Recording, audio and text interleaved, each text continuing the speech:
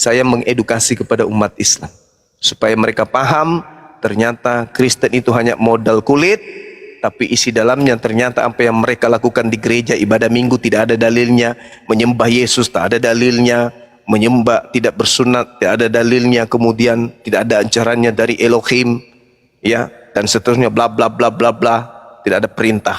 Mereka membuat aturan-aturan sendiri. Saya kira begitu, silakan. Assalamualaikum. Waalaikum. Kayaknya Pak Jordan cukup ya. Sebenarnya aku tadi setuju sih dengan Jordan. Kalau Bang Zum ini banyak rocosnya gini. Sebenarnya kalian tahu nggak sih? Sebentar dulu. Mbak, karena ya ini Muslim apa Kristen? Aku Kristen, Kak. Oh ya, silakan. Pak maksudnya. Om. Jadi sebenarnya kalian tahu nggak sih siapa itu Paulus? Tahu, dia Dajjal. Coba lebih dari Iblis yang menjelma menjadi manusia.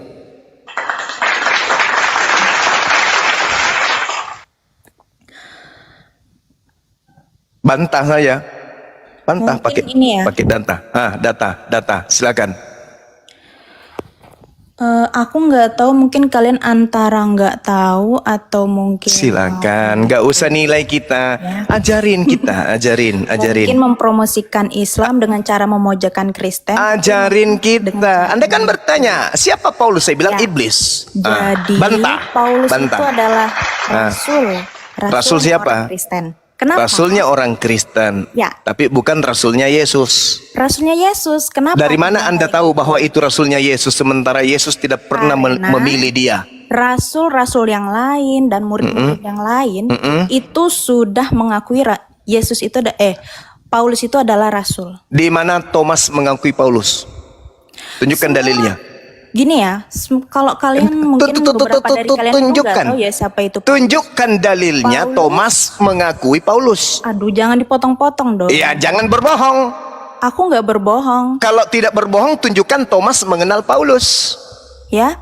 Ya, Bukan Thomas saja dong. Filipus Rasul-rasul mengenal Paulus yang nggak? lain Filipus mengenal mengenal Paulus nggak? Rasul Petrus bahkan Filipus mengenal Paulus nggak? semua rasul. Tunjukkan dalil. Dan Kalau murid-murid tidak Yesus berarti itu Anda mengenal iblis. Itu kan ajaran setan kan? Pakai dalil, Anda Mbak. Paulus Pakai itu dalil, Mbak. iblis kan? Ya, Bicara aku tanpa jelasin dalil, ya. setan. Ayo, mana buktinya? Filipus mengenal Paulus. Di mana dalilnya? Pakai dalil, Mbak. Mana? Mana? Mana? Bahkan Petrus itu pernah disebut iblis oleh Yesus. Pernah nggak Filipus disebut iblis? Enggak. Ayo. Mana bukti? Jadi jangan hanya menilai karena bertentangan dengan dogma. Kalahkan Bang Suma dengan data. Kalau cuma asumsi, apa bedanya dengan Rudy Yohanes? Apa bedanya dengan Edis TV? Penyesat-penyesat kayak begitu dengan Anda, apa bedanya? Ini kan dasar pijakannya jelas. Al-Quran mengatakan orang kafir laknatullah menyembah setan.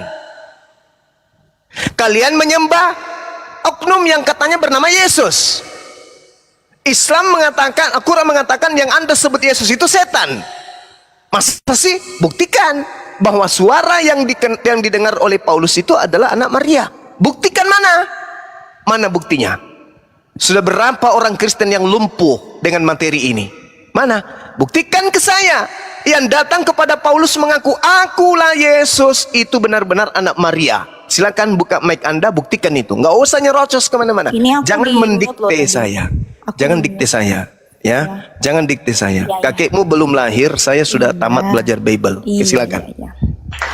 Aku mau kasih kalian satu fakta dulu. Mungkin beberapa dari kalian mungkin banyak yang nggak tahu ya. Kalau Paulus itu bukan pendiri kekristenan, Siapa bilang? ya. Karena Mana dalilnya? Saya kasih dalil. Kalau Paulus itu adalah tokoh dari mantan Kristen. pembunuh orang. Ya memang, karena pembinasa keji itu, aja kalian udah nipu. Paulus, Yesus mengatakan Matius 24 nomor 15, pembinasa keji itu berdiri di tempat suci. Ayo. Bahkan Paulus saja mantan pembunuh orang-orang Ya Kristen. memang penyesat itu Bagaimanapun iblis dia lah. menjadi pendiri. Yesus Kalau dia mengatakan, menjadi mantan Yesus pembunuh mengatakan di dalam Yohanes Antara nggak 8:44, tahu. iblislah menjadi bapakmu dan kau melakukan keinginan-keinginan bapakmu itu. Dia adalah pembunuh awal kali sebelum berkarya. Yohanes 8:44. Siapa itu? Hanya bisa histeris. Kenapa menangis? Karena saya tahu Anda menipu. Dalil? Ada dalilnya? Karena Paulus bukan pendiri orang Kristen. Kisah Siapa? para pewarta 24 nomor 5. Paulus ini adalah bukan penyakit pendiri orang sampar, Kristen. tokoh dari Paulus Nasrani. Hei, tokoh Nasrani Paulus itu. Berarti dia mendirikan Kristen. Murid-muridnya pertama kali disebut Kristen di Antioquia. Ayo, Memang nama Kristen memang pertama kali disebut di Antioquia. Itu saya tahu. Siapa yang membawa Kristen ke Antioquia? Siapa? Itu adalah Paulus. Paulus. Paulus. Ya udah, selesai. Berarti yang mengajarkan kemudian tentang konsep kekristenan itu adalah Paulus. Udah selesai ya. Jadi kalau cuma modal kecemburuan Anda terhadap pemahaman saya tentang Bible, Anda itu. Mantan pembunuh orang. Sekarang buktikan aja dulu bahwa yang datang kepada Paulus ngaku Yesus itu adalah Yesus. Itu aja dulu. Jadi kami percaya bahwa yang datang itu adalah Tuhan Yesus. Cuman modal percaya. Iya, saya percaya karena apa? Oh, ya sudah. Rasul yang lain pun setuju. Kalau modal percaya doang turun, Mbak. Kita butuh data, Mbak. Kalau modal Data. percaya doang, butuh data kita. Saya lagi Buktikan kalau suara yang datang kepada Paulus itu adalah Yesus. Silakan. ya sama seperti kalian mempercayai Muhammad. Aduh, nggak pakai data. Gak nyambung. Ya kan sama gitu konsepnya kita kan. Enggak sama, beda, Kalau jauh, nggak sama, jauh. Buktinya apa kalian? Kenapa kalian bisa percaya dengan Muhammad? Dan Oke, saya terangkan ya, dengarkan di bawah supaya lain kali jangan naik lagi membawa ketololan. Dengarkan. Rasulullah Muhammad sallallahu alaihi wasallam, manusia memijakkan kaki di atas muka bumi Jangan dikasih turun bang kalau lagi bicara. bersama dengan manusia di Arab, datang mengajarkan menyembah kepada Allah. Oke?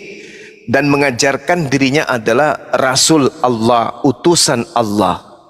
Yesus turun ke bumi, memijakkan kakinya di bumi, bertemu dengan orang Yahudi.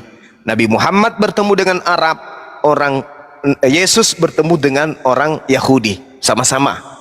Mereka adalah sumber dua. Rasulullah sumber Al-Quran, Yesus sumber Injil. Rasulullah mengajarkan tidak ada Tuhan selain pencipta langit dan bumi, yang diajarkan oleh Abraham, Ishak dan Yakub. Itu ajaran Rasulullah Muhammad. Kemudian dirinya adalah utusan Allah. Yesus juga begitu, datang mengajarkan menyembah kepada Tuhannya Abraham, Ishak dan Yakub, pencipta langit dan bumi, dan mengajarkan dirinya adalah Rasul Allah. Sama-sama kan? Nabi Muhammad meninggalkan dunia, Yesus juga meninggalkan dunia. Mereka meninggalkan ajaran Nabi Muhammad, la ilaha illallah huwa Rasulullah.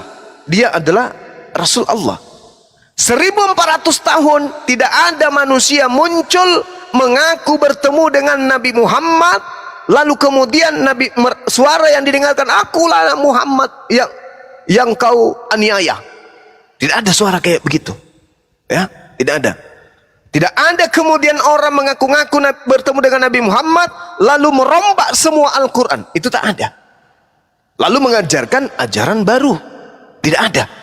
Nabi Muhammad SAW mengajarkan Al-Quran sampai hari ini 1400 tahun. Tidak ada berani mengganggu-gugat ajarannya. Murni, terjaga. Nah, Yesus bagaimana?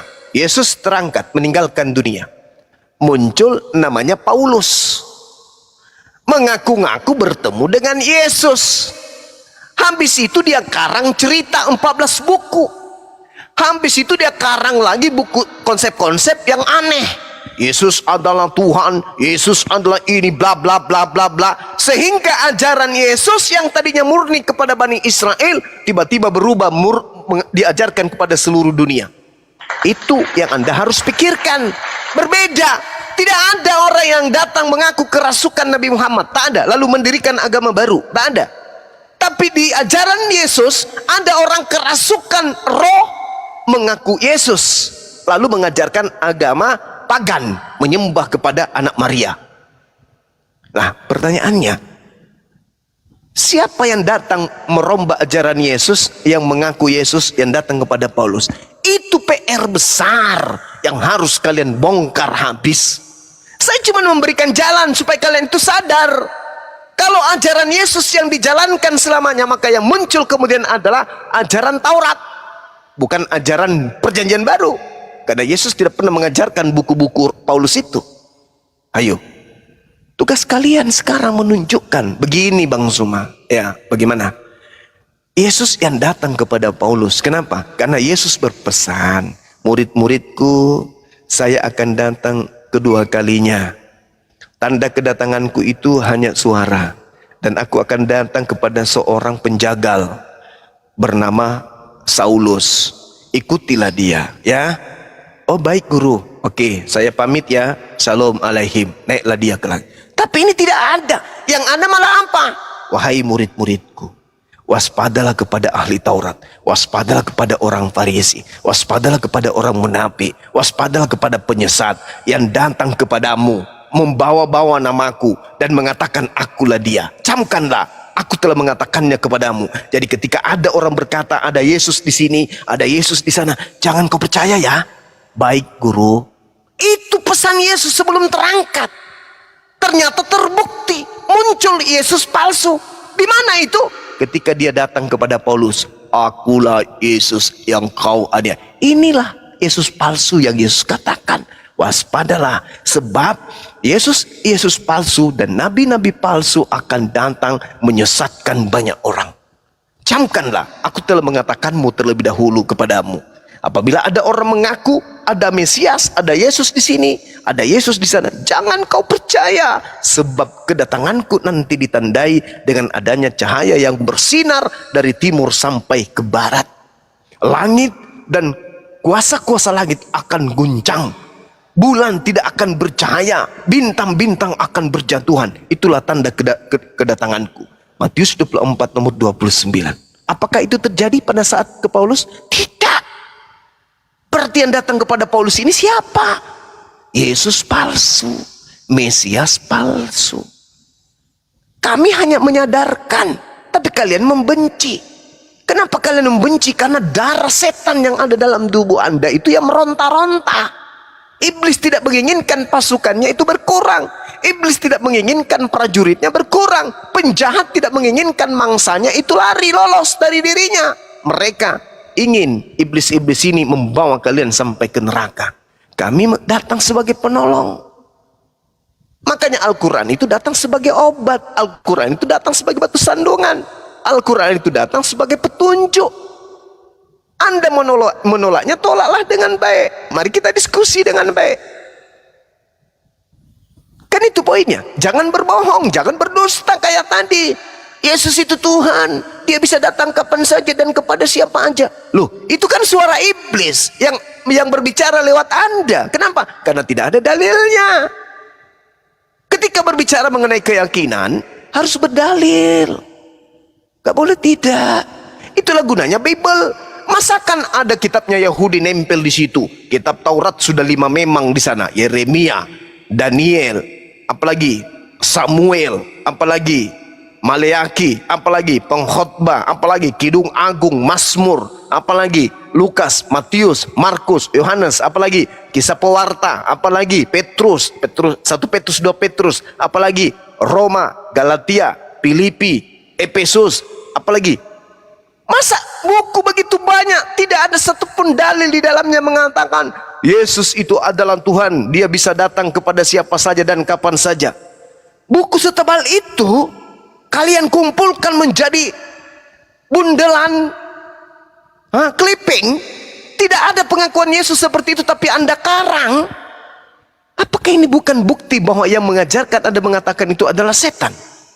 Amsal 3 nomor 5, jangan kau berpegang kepada pikiranmu atau pendapatmu sendiri, tapi berpeganglah kepada firman Tuhan. Nah, mana firman Tuhan yang mengatakan Yesus itu adalah Tuhan, dia akan datang kapan saja dan datang kepada manusia yang mana saja? Mana dalilnya? Nggak ada. Berarti Anda sama seperti Paulus, ngarang cerita ketemu dengan Yesus, yang mana Yesus itu adalah Yesus palsu. Berarti Yesus palsu yang sedang membimbing Anda untuk mengatakan itu. Belum lagi kalau yang dinubuatkan bintang timur, Lucifer, bintang pajar yang Anda sembah. Ayo, akulah sang bintang pajar. Siapa bintang pajar itu? Menurut kitabnya orang Yahudi Yesaya 14, bintang pajar itu adalah setan, Lucifer. Berarti yang mengaku Yesus itu adalah Lucifer. Berdiri bulu-bulu saya loh, saya lagi merinding ini. Coba buka Wahyu 22 nomor 16. Akulah Yesus sang bintang timur. Ih, ngeri kali. Berarti suara yang datang kepada pengarang kitab mimpi di Pulau Patmos dan yang datang kepada Paulus itu adalah iblis, Lucifer. Karena dia mengaku bintang timur. Sedangkan di dalam kitab Yesaya 14 nomor 12, nomor 13, 14, 15 yang disebut bintang pajar atau bintang timur itu adalah Hailale bin Zakar. Dialah Lucifer, iblis yang ingin menyamai pencipta langit dan bumi. Seram itu, ngeri. Aku merinding membahas ini. Merinding saya. Dan dikatakan dalam Matius 28 nomor 18, kepadaku telah diberi kuasa baik di langit maupun di bumi. Na'udzubillah syaitanirrajim. Na'udzubillah summa na'udzubillah. Berarti ini adalah iblis yang ingin menyamai Tuhan. Kuasa Tuhan sudah diberikan kepada dia. Kuasa bumi, langit telah diberikan kepada aku. Lalu konsep apa yang bikin ngeri apa? Yesus dimasukkan ke dalam 3 di antara 1. 3 dalam 1. Berarti Yesus ini, sang bintang timur ini, disetarakan, disehakikatkan dengan pencipta alam semesta. Demi Allah saya merinding. Berarti yang dikatakan oleh Al-Quran itu benar. Wa ikhwanuhum yamuddunahum fil gayyi thumma la yuqsirun. Saudara-saudara setan adalah orang-orang kafir. Mereka sama-sama berkongko-kongko, bekerja sama untuk menyesatkan anak keturunan Adam. Thumma la yuqsirun, dan mereka tidak akan henti-hentinya untuk menyesatkan dengan cara apapun. Mereka akan menyamar seperti orang benar, tapi sebenarnya mereka menggiring manusia kepada neraka. Begitu juga pengakuan Yesus tentang sang pembinasa keji, mengaku bertemu dengan aku. Matius 24 nomor 15 sampai nomor 27. Ngeri kali itu. Ngeri kali. Tapi Anda sadar? Tidak. Orang yang ditipu tidak akan pernah sadar. Namanya orang tertipu tidak sadar. Nanti dia sadar kalau dia sudah masuk ke dalam kubur. Kami datang kemudian untuk menyadarkan itu. Hei, bangun! Kalian itu sedang terhipnotis. Bangun! Kalau kalian tidak terhipnotis, buktikan. Yang datang kepada Paulus itu adalah Yesus. Ada yang bisa buktikan di Kristen. Pendeta, lulusan mana? Lulusan Vatikan, lulusan neraka, atau apapun itu. Hadapkan kepada saya. Suruh naik ke sini. Atau jadwalkan. Panggil pendeta kalian, berhadapan dengan Bang Subah, untuk membuktikan bahwa yang datang kepada Yesus itu, Paulus itu adalah betul-betul Yesus. Buktikan.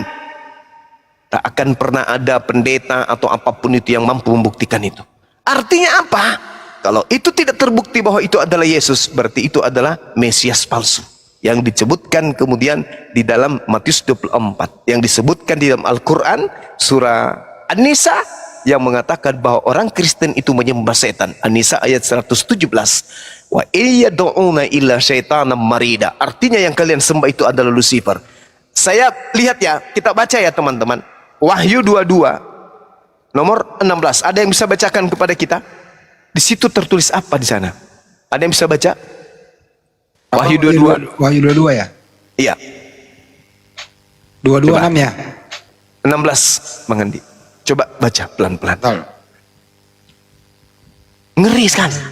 Nah, sabar Bang, sabar. Aku Yesus Aku Yesus telah mengutus malaikatku untuk memberi kesaksian tentang semuanya ini kepadamu bagi jemaat-jemaat. Aku adalah Tunas, yaitu keturunan Daud bintang timur yang gilang gemilang. Nauzubillah. Siapa ini bintang timur ini? Bintang timur ini siapa? Ini kode. Ini Lucifer. Siapa Lucifer itu? Malaikat Hailale bin Zakar yang naik ke awan-awan ingin menyamai Tuhan. Maaf gue turun. Tidak masuk akal pembicaraan. Tidak kuat dia. Ini siapa ini? Mengaku bintang timur ini siapa?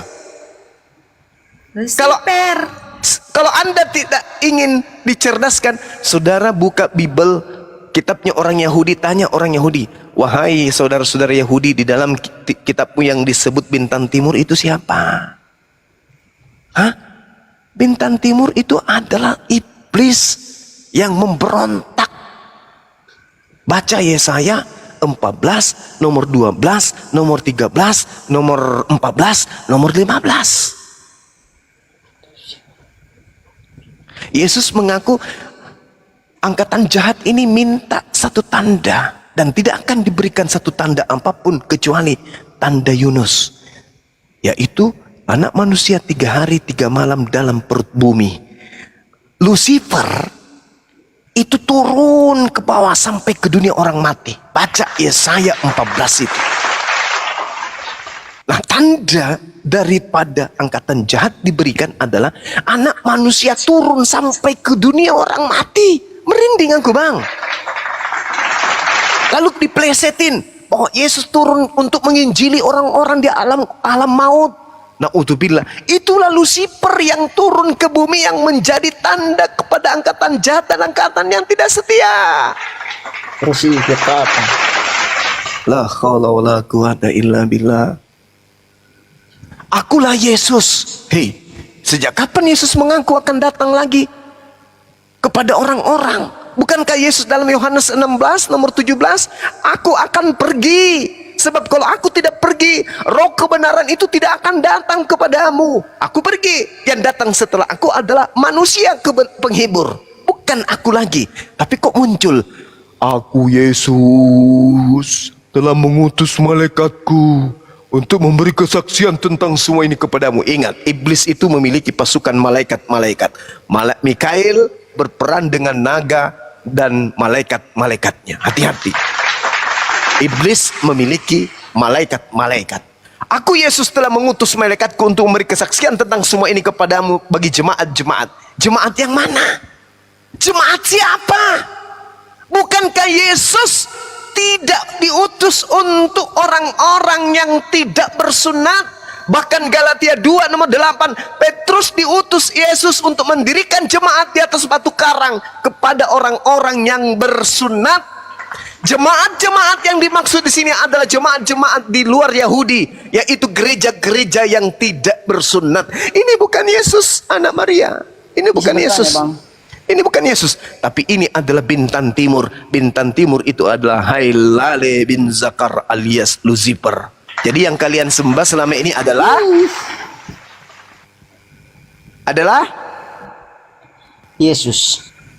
Yang mengaku sebagai bintang Yesus Kristus. Yang mengaku sebagai bintang Yesus Kristus. Timur. Yang mengaku sebagai bintang Yesus Kristus. Yesus Kristus. Yang mengaku sebagai bintang Yesus Kristus. timur. Wahyu 22 nomor 16. Saudaraku, ketika orang Majus datang ke Yerusalem kemudian mencari mana anak bayi, anak sang bintang timur itu, mana? Orang-orang Lucifer, orang-orang Majus datang ingin menyembah anak bintang timur ini. Orang-orang Majus, Kenapa orang Islam harus ke Mekah untuk menyembah orang-orang batu Majus di sana? ini adalah penyembah setan. Datang mencari anak bintang timur. Wahyu 22, Yesus mengaku sebagai bintang timur. Berarti dia adalah Lucifer, laknatullah. Baca Yesaya 14, 12 sampai nomor 15. Oke? Naikkan Kristen yang masih mau diterapi otaknya, yang masih mau diajak diskusi baik-baik. Demikian sementara. Kalau Yesaya 14, 12 sampai 15 itu berakhir kalau nggak salah yang paling dalam di liang kubur. Ya, itu dia. Diturunkan gitu ya. Itu dia, tanda angkatan jahat. Ada anak manusia yang turun ke alam maut melakukan penginjilan. Orang mati diinjili. Tapi itu hanya ajaran dari kitabnya orang Yahudi, itu tidak ada di kitabnya orang lain. Bisa bertanya, Bang? Taruh dulu. Ada yang mau nanya? Halo? Ya, kamu agamanya apa, bro? Dari tadi ngomong Kristen. Saya agamanya Kristen, Bang. Oh ya, nggak mau menanggapi topik tadi? Iya, sama menanggapi saja, Bang. Ya, silakan ditanggapi. Kenapa Bang Suma begitu yakin kalau Paulus itu adalah Yesus? Hah? Apakah Bang Suma yakin Paulus adalah Yesus? Hah? Tidak ada orang mengatakan itu. Tidak ada saya katakan bahwa Yesus itu Paulus. Paulus mengaku sebagai Tuhan di dalam 1 Korintus 4 nomor 15. Oh iya, sebagai Tuhan. Paulus mengaku Bapa Oh, iya, betul. di dalam Yesus Kristus. Berarti dia mengaku Tuhan. Dia Terus mengaku- Paulus menghidupkan kembali Yesus menjadi Tuhan. Itu. begitu. Roma 14 nomor 9, dia matiin dulu secara terkutuk, dikubur 3 hari, terus dia hidupkan lagi menjadi Tuhan. Itu Paulus gitu. Data loh itu, bro. Kok jarang baca Bible kali ya? Jarang, Bang. Oh ya udah. Ya, kalau jarang di sini aja. Kita belajar sama-sama. RC, ada mau ditanyakan? Iya, Bang. Begini. Kegunaan untuk ke Mekah itu apa ya? Karena naik haji itu, apakah kalau sudah naik haji itu kita sudah pastikan masuk surga atau bagaimana? Boleh dijawab, nggak apa-apa. Baik. Iya.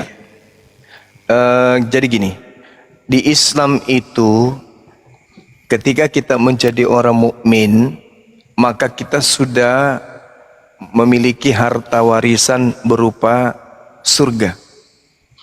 Al-Quran menjelaskan itu.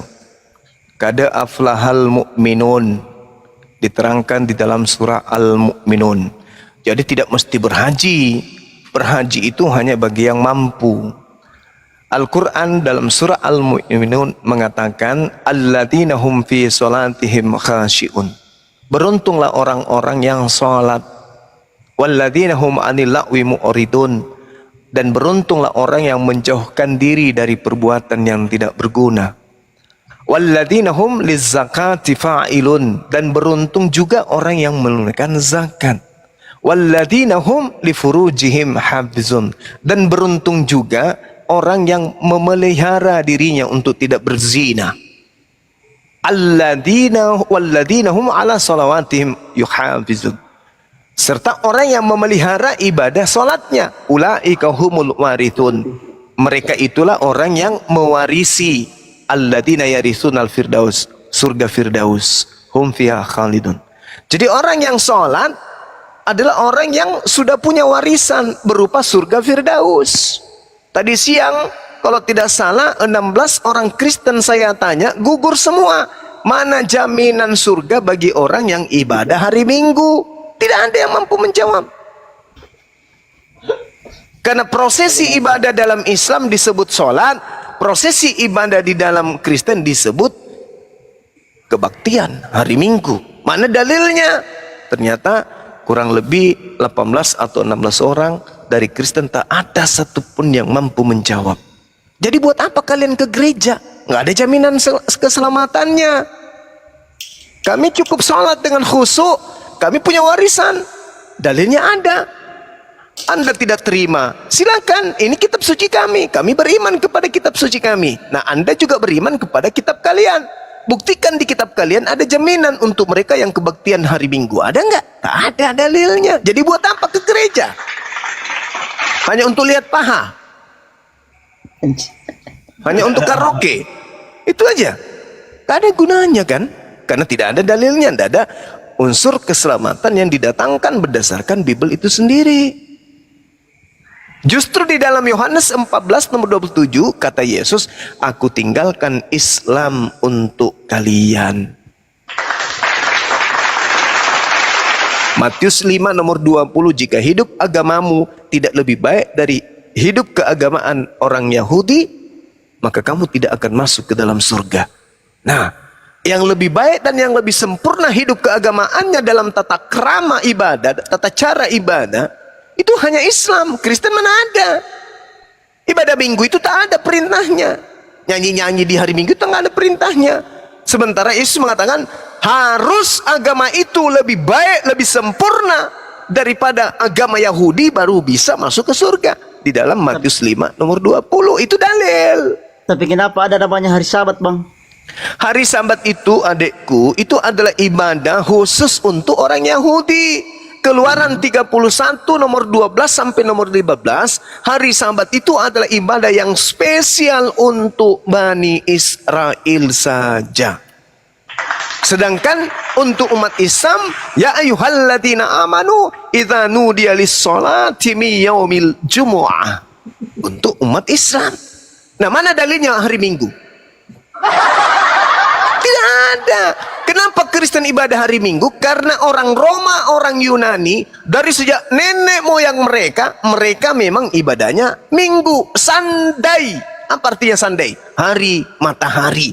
Mereka memang penyembah dewa matahari, hari Minggu itu. Makanya tanggal 25 Desember itu diperingati oleh Kristen. Kenapa? Karena Kristen itu agama Romawi, agama Roma, bukan agamanya Yahudi, tapi agama orang Roma. Supaya mereka punya kitab, supaya mereka punya Tuhan menggantikan kemudian dewa Zeus atau Hercules, mereka melantik Yesus pada konsili. Sehingga Yesus itu jadilah Tuhan, menggantikan Horus atau Zeus atau Hercules. Nah, mereka dari dulu itu beragama menyembah dewa-dewa, menyembah Theos. Dari dulu sebelum ada Kristen, mereka orang Roma dari dulu menyembah Theos. Tapi mereka tidak pernah melihat nyata Theosnya atau dewanya turun ke bumi. Sementara ketika mereka datang ke Yahudi, Yerusalem, menjajah Yerusalem, mereka melihat ada sosok manusia bernama Isa membangkitkan orang mati, orang lumpuh berjalan, orang buta melihat, bahkan air dia rubah menjadi anggur, sehingga orang-orang Roma mengatakan, wah, ini dewa kita ini dewa kita ini yang turun ke bumi. Baru betul-betul ada bukti. Kalau tadinya dewa-dewa mereka tidak ada bukti, hanya angan-angan saja. Ini ada bukti. Yesus betul-betul membuktikan dia bisa mampu membangkitkan orang mati. Nah, akhirnya dijadikanlah Yesus itu sebagai dewa. Begitu. Makanya Bibelmu itu, saudaraku, tidak ada kata Tuhan sebenarnya di dalamnya. Kalau aslinya yang ada hanya kata Theos. Theos itu artinya dewa. Kalau Theos diterjemahkan dengan jujur ke dalam bahasa Indonesia, bukan Tuhan, tapi dewa artinya. Coba Anda cari. Bahasa Yunaninya itu, kalau Tuhan adalah akontas, bukan Tuhan, bukan Theos. Theos itu artinya dewa. Jadi memang orang Roma Katolik penyembah dewa-dewa. Maka muncullah dewa Bapa, dewa Anak, dewa Roh. Makanya di Kristen diajarkan menyembah roh-roh. Karena roh-roh itu adalah sembahan agama animisme. Roh itu adalah makhluk halus. Jadi Kristen diajarkan menyembah kepada makhluk halus. Setan itu makhluk halus. Sementara pencipta langit dan bumi itu bukan makhluk halus. Begitu, Bang. Oke? Saya rasa begitu, ya. Jadi saya mau nanya, saya mengikuti komal-komal. Allah yang benar itu mau ndak berdusta?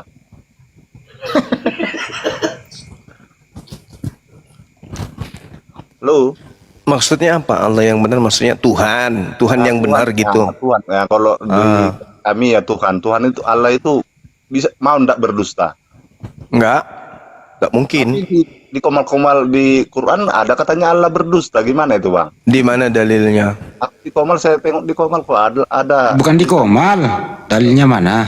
Dalilnya Saya nggak hafal, Bang. Ya udah turun. tidak ada dalilnya Allah itu. Berdusta katanya. Oh, enggak. Kita nggak Kalau- butuh katanya. Kalau di kitab saudara, Tuhan Anda berdusta itu banyak.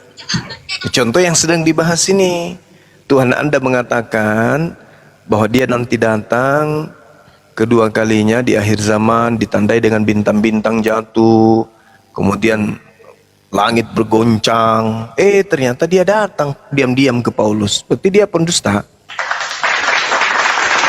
Di Yeremia dikatakan dirinya tidak serupa dengan makhluk.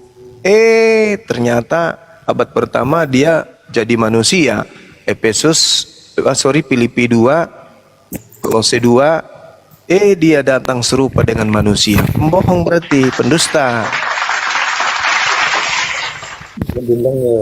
Yohanes 3 nomor 13, dia mengatakan tidak ada orang yang naik ke surga selain dirinya Yesus. Ternyata di 2 Raja-Raja Elia lebih dulu naik ke surga. Pembohong. Jadi kalau mau jujur melihat Tuhan Anda itu ya lawak-lawak. Gitu Bang. Ya, selamat malam. Malam. Malam. Ginaro Islam atau Kristen? Kristen. Oke, baik Bang. Silakan Bang. Apa yang disampaikan, Bang? Saya mau menanyakan sama Bang Juma. Tadi kan dikatakan bahwa ajaran Yesus sebelumnya tidak seperti sekarang, artinya telah disimpangkan oleh Paulus, kan kurang lebih begitu ya? Halo? Dipas-pasin aja, Bang. Jangan kurang lebih, dipas-pasin aja. Jadi maksud saya begini, ada sedikit yang mau saya tanyakan dari dalam penjelasan di dalam Al-Quran, yang mungkin tidak seperti saya dapatkan di kitab-kitab yang kami punya sekarang ini ya, yaitu mengenai Injil. Di dalam Al-Quran, Nabi Isa diceritakan menerima atau bahkan Allah Subhanahu wa Ta'ala menurunkan Injil kepada Isa. Yang mau saya tanyakan, kira-kira Injil itu berbahasa apa? Karena di dalam, saya lupa persisnya, cuman saya pernah baca bahwa Isa berkata bahwa telah diberikan kepadaku kitab. Nah, dan di ayat-ayat berikutnya, baik itu di Al-Hadid 5, di Al-Hadid 27, di Ali Imran ya, kalau surah 3 ya, ayat 49, Allah Subhanahu wa Ta'ala mengklaim bahwa dia menurunkan Injil kepada Isa. Pertanyaannya mungkin nanti akan lebih luas, tapi dua dulu. Siapa yang memberikan nama Injil untuk kitab itu? Dan kitab itu berbahasa apa? Silakan Bang Juma.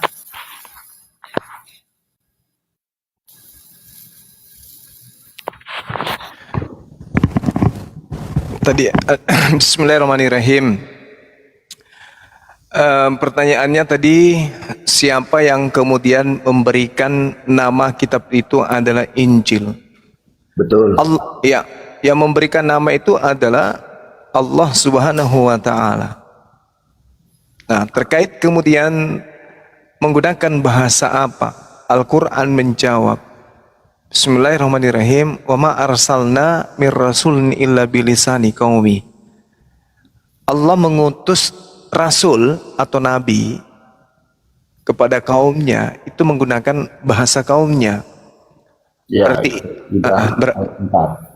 Ya, berarti Injil yang dimaksud di sini adalah Injil yang menggunakan bahasa Bani Israel. Itu bahasa Ibrani, bisa juga bahasa Aramaik. Seperti itu, Bang. Coba, saya lupa, takut salah. Ucapan Isa yang mengatakan bahwa aku diberikan kitab. Mungkin Bang Zuma bisa. Inni Abdullah ataniyal kitaba wa ja'alani nabiyan. Surah Maryam ayat 30. Ayat 30 ya. Iya. Yakin Bang Zuma bahwa Isa berarti yang diterima Isa kitab? Ketetapan, Bang. Ketetapan. Iya. Kitab itu artinya ketetapan. Ketetapan. Siap. Siapa yang menulis kitab itu? Kemudian menjadikan, tentu akan menjadi petunjuk bagi, kalau di Al-Quran kan Nasrani, tidak ada Kristen, betul Bang ya? Iya, betul. Nah, artinya mungkin ditulis. Tadi sudah terjawab bahwa yang memberikan nama kitab itu Injil adalah Allah itu sendiri. Yang kedua, berbahasa Ibrani. Nah, yang ketiganya ini saya mau tanyakan, siapa yang menulisnya? Oke, baik. Jadi di dalam Al-Quran itu Nabi Isa alaihissalam hanya diajarkan kemudian menyampaikan ketetapan dengan perkataan yang benar. Zalika Isa bin Maryam qaulal haqqil ladzi fihi yamtarun. Itulah Nabi Isa yang mengatakan perkataan yang benar, yang kemudian perkataan itu diragukan oleh mereka kebenarannya. Jadi Nabi Isa ataupun Allah tidak pernah memerintahkan menulis. Allah hanya memberikan ketetapan, dan ketetapan ini kemudian Isa sampaikan. Berarti perkataan-perkataan yang berupa ketetapan. Sama seperti Al-Quran. Tidak ada perintah tulislah Al-Quran. Tak ada. Tetapi kemudian disebut sebagai kitab, ketetapan. Zalikal kitabul la raiba fi hudal lil muttaqin. Nah, kitab ini kemudian menjadi sebuah kitab karena dibukukan. Ada yang membukukan ketetapan itu, ada yang membukukan. Bedanya antara Al-Quran dibukukan berdasarkan hafalan. Maka Rasulullah mengatakan husu Al-Quran min arba'ah. Terima Al-Quran ini dari 4 sahabatku. Ada legitimasi, ada ijazah dari Rasulullah kepada sahabatnya. Sedangkan Nabi Isa tidak pernah menyatakan bahwa terimalah kemudian Injil dari sahabatku, itu nggak ada. Jadi nasib antara Al-Quran dan Injil itu berbeda. Al-Quran setelah ada Rasulullah, Al-Quran itu dihafalkan dan dituliskan. Nasib Injil pada saat Nabi Isa datang tidak dihafalkan dan tidak dituliskan. Itu pembedanya. Seperti itu, Bang. Tapi di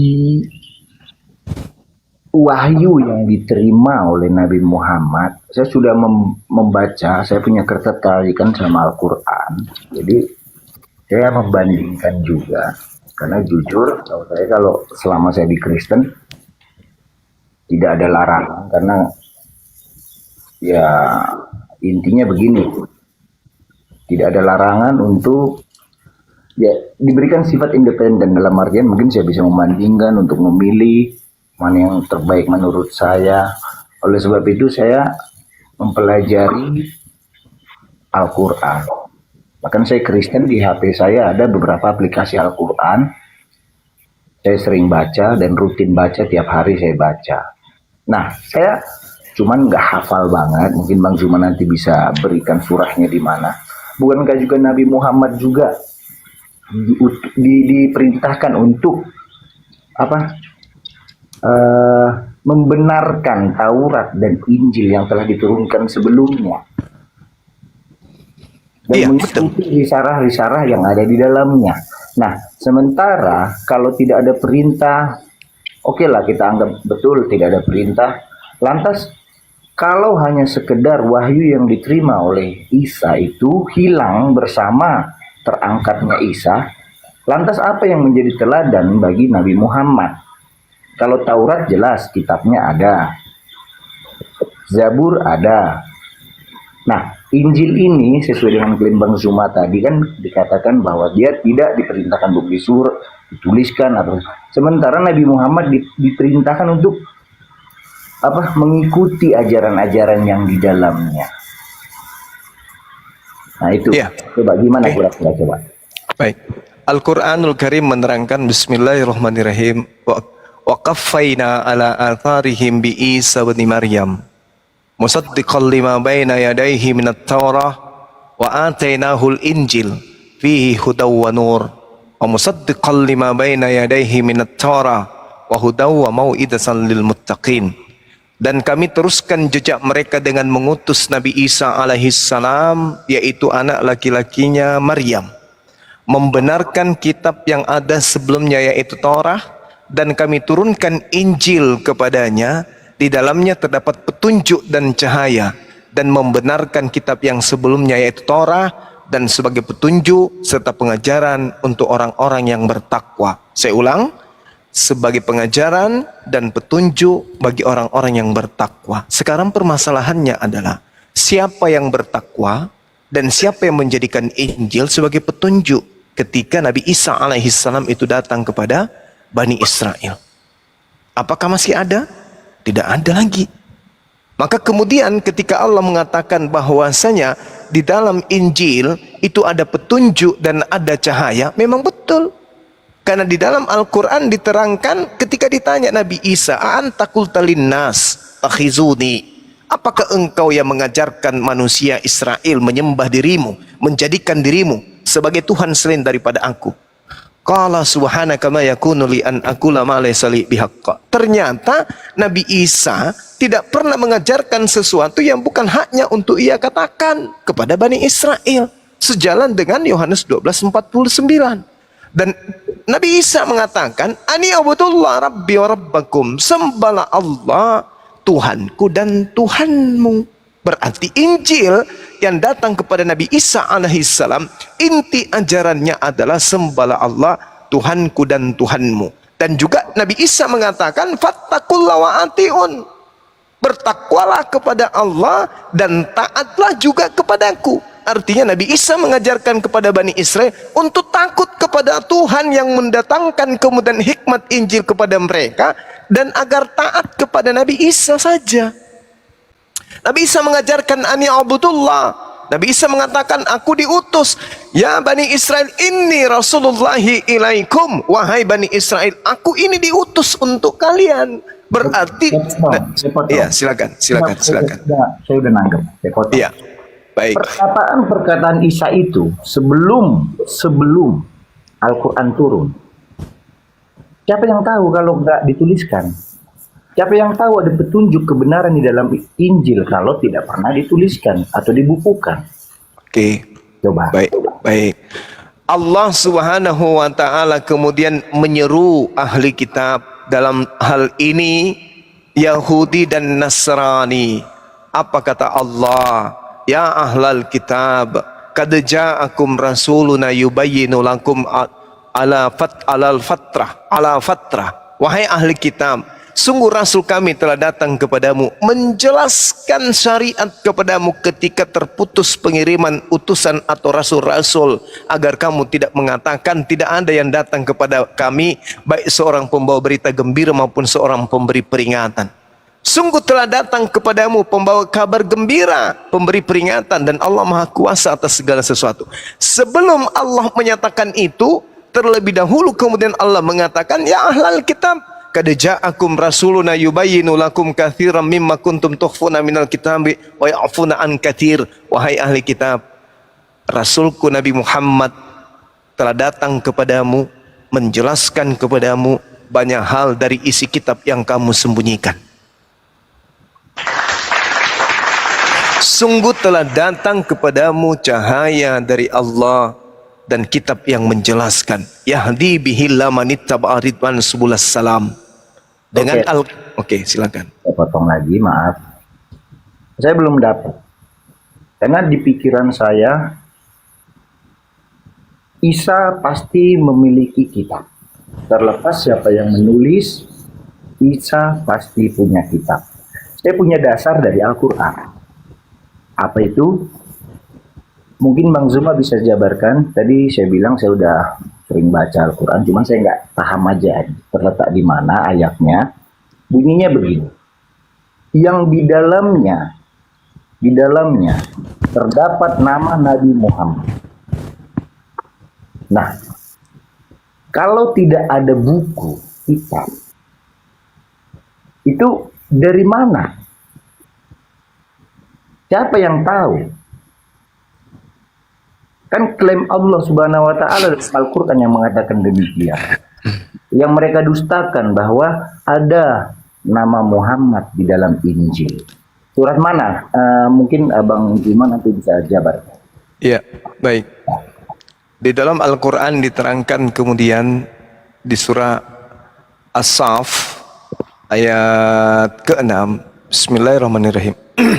Wa is qala Isa bin Maryam ya bani Israel inni rasulullahi ilaikum musaddiqan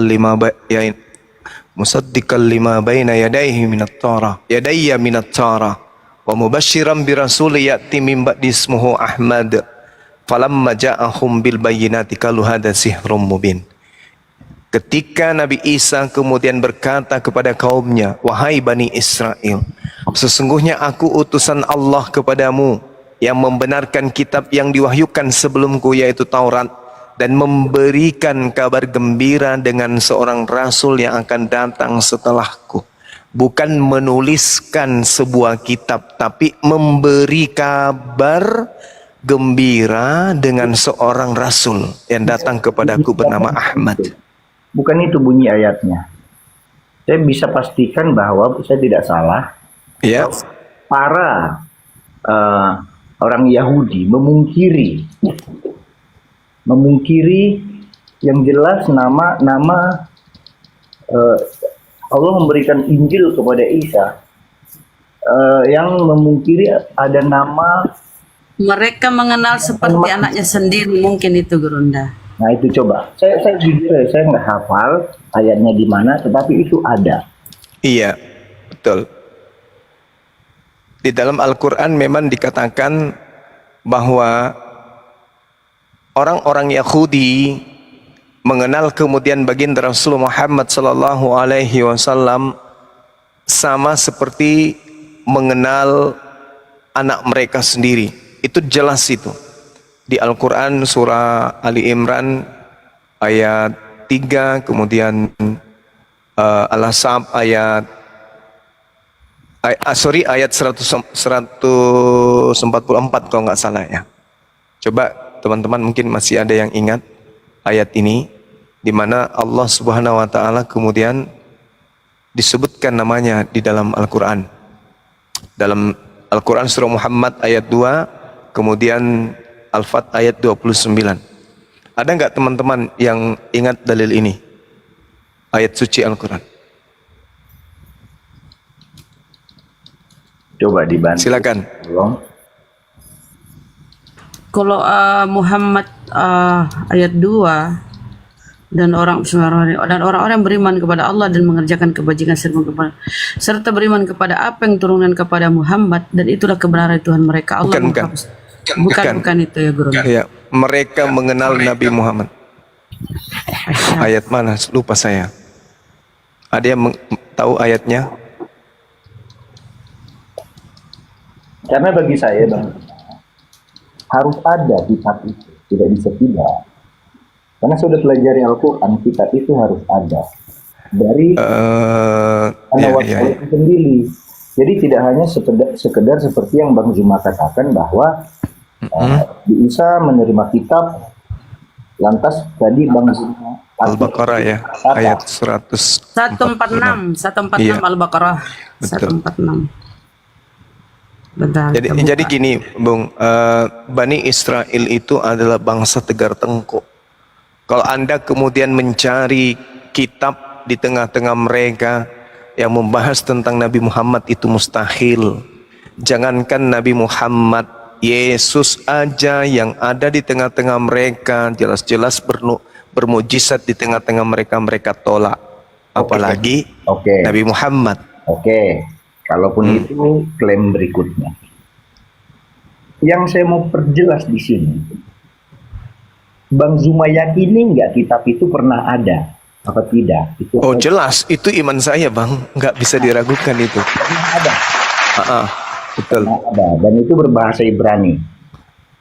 Berbahasa kaumnya Nabi Isa alaihissalam, Ibrani atau Aramaik. Puncak pertanyaan saya sebetulnya ini. Ketika saya tanyakan tadi siapa pemberi nama Injil itu. Ya. Dari kata apa Injil itu dan apa artinya? Iya. Jadi Anda seakan-akan ingin menggiring kemudian pemahaman umat Islam bahwa Injil itu berasal dari bahasa Yunani. Anda salah. Jadi kalau di dalam pemahaman kami, di dalam kamus Ma'ani, kata Injil itu berasal dari An-Najlu, yang artinya pokok-pokok hukum. Sedangkan Evangelion itu adalah kabar gembira. Beda. Makanya Al-Quran itu tidak pernah meniru di luar daripada Al-Quran. Al-Quran itu tidak pernah membajak. Al-Quran itu tidak pernah kemudian menjiplak. Hanya Al-Quran lah yang kemudian dijiplak oleh kitab yang lain. Sekali lagi saya katakan, di dalam kamus Ma'ani, An-Najlu adalah Injil yang artinya pokok-pokok hukum. Sedangkan Evangelion artinya kabar baik. Kabar baik ini ya Kaisar Agustus berarti ya. Tidak ada hubungannya dengan Nabi Isa alaihissalam. Seperti itu bang. Jadi Al-Quran mengatakan bahwa Injil itu adalah pokok-pokok hukum. Makanya dikatakan di dalam Al-Quran, alladzina atainahumul kitaba ya'rifuna kama ya'rifuna abna'ahum wa inna fariqam minhum layaktumunal haqqa wa hum ya'lamun. Jadi ketika kemudian datang hukum-hukum itu dibawa oleh Nabi Isa alaihissalam, hukum-hukum itu ada yang terkait dengan... Saya potong bang, saya potong. Terlalu memaksakan jawabanmu. Karena mau abang cari dimanapun, asal kata Injil itu dari Evangelion, itu nggak bisa dipungkiri. Saya bukan menggiring.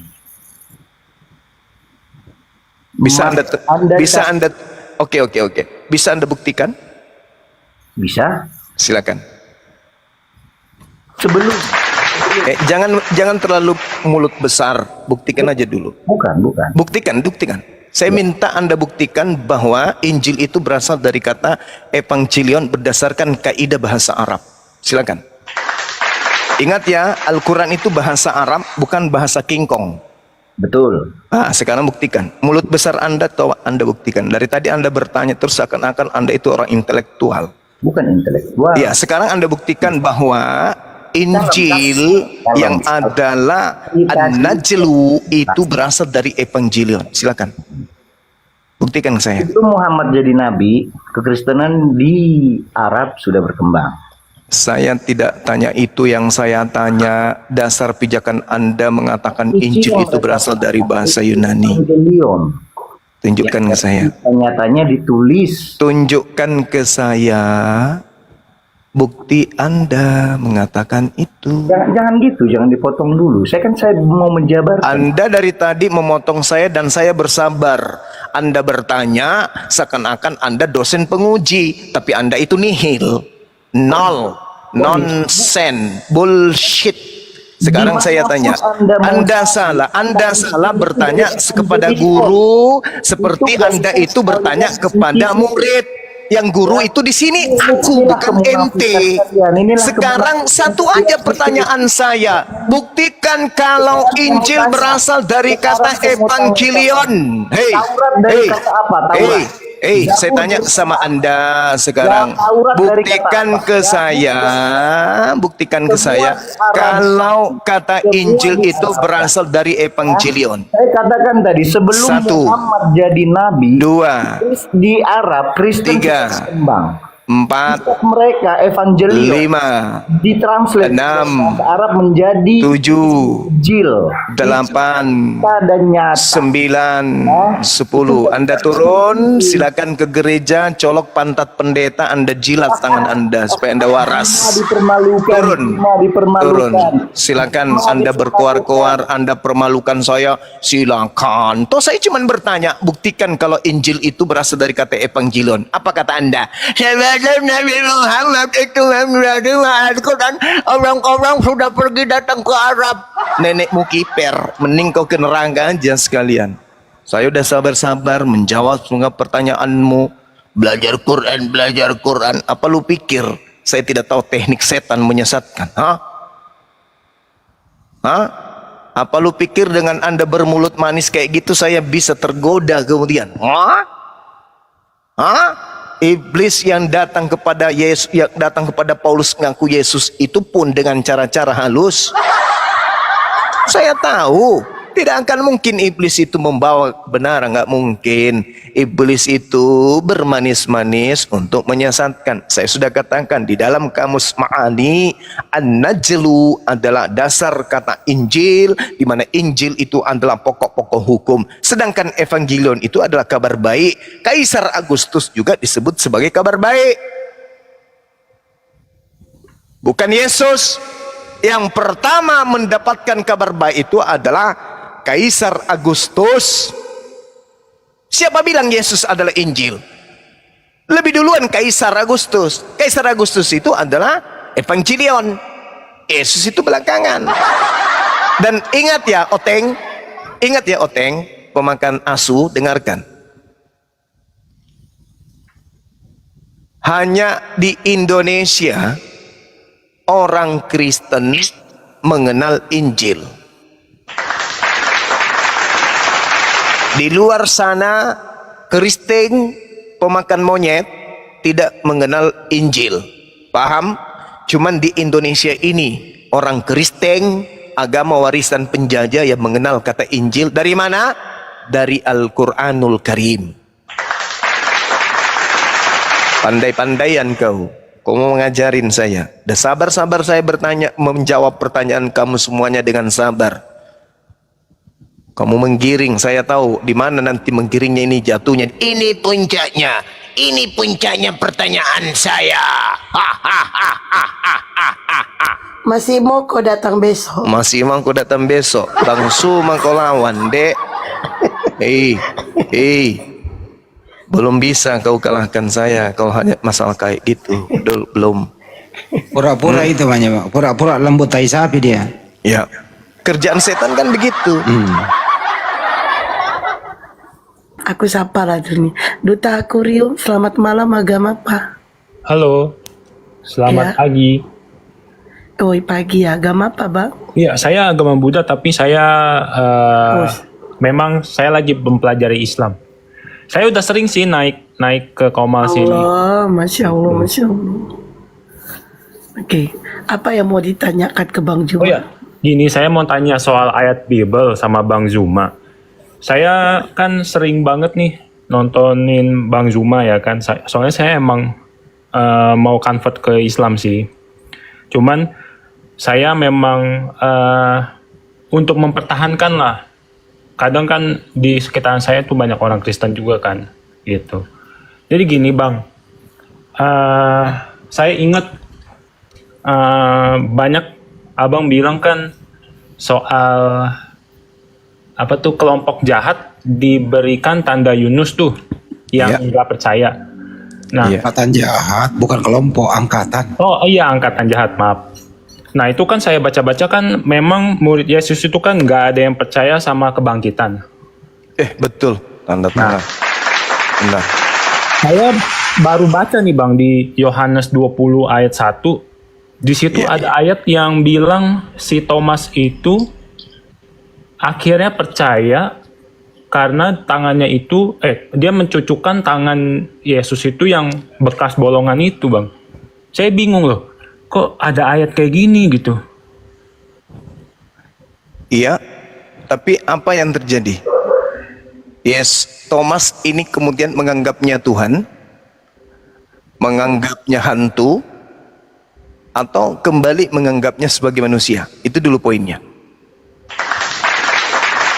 Kalau saya lihat-lihat dari YouTube sih, si Thomas ini bilang kaget dia ya. Kalau menurut itunya sih kaget.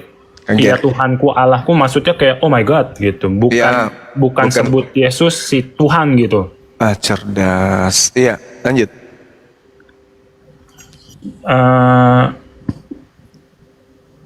Nah di sini saya bingung juga sih loh. Saya percaya nih, saya percaya kalau kalau Yesus itu nggak pernah disalib. Saya percaya itu. Iya. Nah, tapi kalau ada ayat kayak gini juga, ya bingung aja Bang gitu. Iya, jadi saya terangkan boleh ya? Boleh. Oke, baik. Di dalam Markus 14 diceritakan kemudian ketika Yesus disergap sama tentara Romawi, semua murid lari meninggalkan Yesus. Betul? Iya betul. Nah, setelah itu apa yang terjadi? Adakah kemudian murid datang setelah eksekusi itu terjadi? Tidak. Setelahnya baru ada. Itu cerita yang dibangun kemudian Yohanes dan Petrus. Nah, sekarang permasalahannya yang terjadi menurut dalam pemikiran murid-murid yang lari meninggalkan gurunya, ya guru kita sudah ditangkap. Mau kayak mana lagi? Dia sudah ditangkap, dia sudah dan dengar-dengar informasi dia sudah dikubur. Kan itu. Betul ya? Nah, adakah kemudian dari mereka itu menunggu detik-detik kebangkitan hari ketiga? Ini pertanyaan simpul. Ada nggak murid-murid yang menunggu kebangkitan, detik-detik kebangkitan hari ketiga? Ada tidak? Nggak ada sih Bang. Nggak ada. Nggak ada. Nggak ada. Makanya ketika kemudian Thomas mengatakan, ketika Yesus mengatakan, inilah tanganku, inilah kakiku, Yesus sedang membuktikan kalau dirinya itu bukan hantu. Coba kita baca dalam Lukas 24 nomor 36. Dan sementara mereka bercakap-cakap tentang hal itu, tiba-tiba Yesus berdiri di tengah mereka dan berkata kepada mereka, Assalamualaikum, damai sejahtera untuk kalian. Mereka para murid terkejut dan takut dan menyangka mereka melihat hantu, pneuma, roh. Akan tetapi ia berkata, mengapa kamu terkejut? Apa sebabnya timbul keraguan di dalam hatimu? Lihatlah, ini tanganku, ini kakiku, aku sendirilah, ini rabalah aku, lihatlah. Karena hantu tidak ada daging, hantu tidak ada tulangnya seperti yang kamu lihat yang ada padaku, kata Yesus. Berarti Yesus memperlihatkan dirinya kemudian dalam keadaannya bahwa dia kemudian ini adalah manusia, bukan hantu. Tidak ada hubungannya dengan ketuhanan. Bahkan sampai Yesus mengatakan, adakah padamu makanan di sini? Nah, lalu kemudian apa yang terjadi? Mereka memberikan kepadanya sepotong ikan goreng. Makan dia. Oke. Ada tidak di situ Yesus mengatakan, lihatlah tanganku, ini bekas paku. Lihatlah kakiku, ini bekas paku. Ada? Nggak ada. Nggak ada, data itu nggak ada. Nggak ada.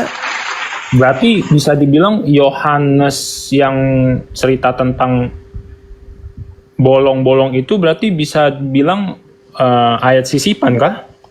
Bukan sisipan bisa, tetapi itu adalah pengantar dari penulis Yohanes yang bukan murid Yesus.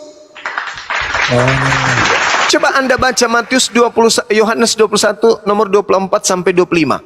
Jelas penulis Yohanes itu bukan murid Yesus. Jadi itu pengantar. Nah, Yesus pernah nggak mengatakan, lihat ini tanganku bolong, lihat ini tanganku bolong? Nggak pernah. Coba Anda lihat di data nomor 9 dari Lukas 24. Dan setelah mereka kembali dari kubur, mereka menceritakan kepada ke-11 murid Yesus, kan sudah tidak ada satu nih. Nggak ada yang satu, karena yang satu sebenarnya itulah yang tergeletak di kubur. Menceritakan semua ini kepada ke-11 murid dan kepada saudara-saudara yang lain. Perempuan-perempuan itu adalah Maria Magdalena, Yohana, Maria ibu Yakobus, dan perempuan lain juga bersama-sama dengan mereka. Memberitakan kepada ke-11 murid. Tetapi ke-11 murid atas perkataan-perkataan itu, seakan-akan ke-11 murid menganggapnya sebagai omong kosong dan mereka tidak percaya kepada informasi dari perempuan-perempuan itu. Nomor 12-nya, meskipun demikian, Petrus bangun lalu cepat-cepat pergi ke kubur itu. Ketika Petrus menyenguk ke dalam kubur, Petrus melihat hanya ada kain kapan saja. Lalu Petrus pergi dan Petrus bertanya dalam hatinya. Ini kuncinya. Kata Petrus dalam hatinya, apa yang sekiranya sedang terjadi? Petrus bingung. Ini apa yang terjadi sebenarnya ini? Apa yang terjadi? Mereka mengatakan Yesus sudah ditangkap. Mereka mengatakan Yesus sudah mati. Mereka mengatakan Yesus dikuburkan. Tapi kenapa tinggal kain kafan? Ada apa sebenarnya ini? Petrus bingung. Artinya Yesus tidak pernah mengajarkan tanda Yunus, tanda angkatan jahat, dan angkatan tidak setia kepada murid-muridnya yang setia. Betul ya? Baik. Betul sekali. Oke. Iya. Oh ya Bang, saya mau nanya lagi Bang. Iya, silakan. Kalau dalam hati saya nih, setiap hari saya sebut kata asyhadu itu, saya udah Islam belum Bang? Asyhadu, aku bersaksi. Asyhadu. Saya maksudnya dalam hati saya berucap kata syahadat terus setiap hari. Bagaimana syahadat? Seperti apa syahadatnya? Asyhadu. Terus? Saya agak lupa. Asyhadu alla ilaha illallah wa asyhadu Kan aja di sini bang. anna Muhammadar Rasulullah. Ya. Itu Anda sudah bersaksi tiada Tuhan selain Allah dan Nabi Muhammad adalah utusan Allah. Anda sudah bersaksi. Ya. Artinya syahadatain Anda sudah lafalkan. Anda tinggal membuktikan lafalan dan kesaksian Anda. Kalau saudara saya ini membuktikan kesaksian itu adalah betul, maka lakukan perintah Allah, jauhi larangannya, ikuti sunnah Rasulullah. Tapi kalau hanya bersaksi aku tiada Tuhan selain Allah dan Nabi Muhammad adalah Rasulullah, itu seperti burung beo. Burung beo itu kalau dia datang orang, Waalaikumsalam, Assalamualaikum, apa kabar, mau kemana? Dia menghafal tapi cuma di lisan. Begitu mati dia tidak ucapkan itu. Matinya dia apa? Iya. Nah, begitu aja. Jadi dia menghafalkan. Ada sebuah kisah, Bung, ada sebuah kisah. Seorang guru kemudian punya murid, si guru ini pelihara burung beo. Kemudian burung beoknya itu mati. Sang guru mengurung diri di dalam kamarnya sendiri itu 1 minggu. Hari ke-8 murid-muridnya sudah gelisah. Ada apa dengan guru kita ini? Ayo kita cari burung, cari burung. Makanya mereka kemudian cari burung kemana-mana. Datangkanlah burung beo, datanglah burung nuri, datanglah burungnya bom-bom. Ada semua model-model burung datang. Diketuklah pintu ini. Guru, kami sudah mendatangkan banyak burung. Silakan guru pilih yang mana. Apa gerangan yang membuat guru menutup diri sampai kami mau belajar tapi guru di kamar terus mengurung diri? Ada apa ini? Masuk kalian, masuk, duduk. Saya bersedih dan mengurung diri bukan karena meninggalnya burung kesayangan saya, tetapi saya bersedih mengurung diri membayangkan kalian pada saat kalian hidup, kalian melafalkan Allahu Akbar, Subhanallah, Alhamdulillah, wa la ilaha illallah, dan itu adalah ucapan yang sangat fasih. Kalian ucapkan siang dan malam. Saya takut di akhir hayat kalian justru kalian sama seperti burung saya yang setiap hari karena keseringan mendengarkan kalian bersalawat. Beliau pun sudah tahu bersalawat, sering mendengarkan kalian azan. Burung saya juga sudah sering azan, sering mengucapkan kemudian tasbih, zikir, burungku juga sampai. Tapi pada saat dia mati, tak ada satupun ucapan itu yang keluar dari lisannya. Yang ada cuman mati. Dan saya takut kalian juga begitu. Artinya kalau saudara saya ini sudah bersyahadat, maka mari buktikan dalam kehidupan kita ini menyembah kepada Allah, satu-satunya hakikat pencipta, dan menjadikan Rasulullah sebagai utusannya. Tapi minimal begitu Anda sudah bersyahadat, Anda itu sudah Islam. Tinggal proses menjadi Muslim. Islam itu adalah hukum-hukumnya, yang melakukan hukum-hukum itu adalah Muslim. Oke, baik. Ya, gitu Bang. Ya, saya udah bilang sih ke mama gitu. Saya udah nggak makan babi gitu. Alhamdulillah. Ya. Terus saya juga dikit-dikit belajar soal Al-Quran gitu Bang. Allahu Akbar. Insyaallah. Iya, karena sejatinya kenapa agama Kristen ini, mohon maaf, saudara Buddha kan, Hindu ya? Buddha ya? Oh, Buddha. Berarti Chinese ya? Iya. Kalau kita pikir-pikir nih, kenapa orang China ini lebih mudah menerima Kristen daripada Islam. Karena Cina dari nenek moyang mereka memang makanan kegemarannya adalah babi. Babi. Jadi mereka milih Kristen itu bukan karena ada apa-apanya, karena di Kristen mereka masih bisa makan babi. Begitu masuk Islam, makanan kesenangannya dilarang. Oh, gak mau dia, gak mau. Itu karena itu sebenarnya.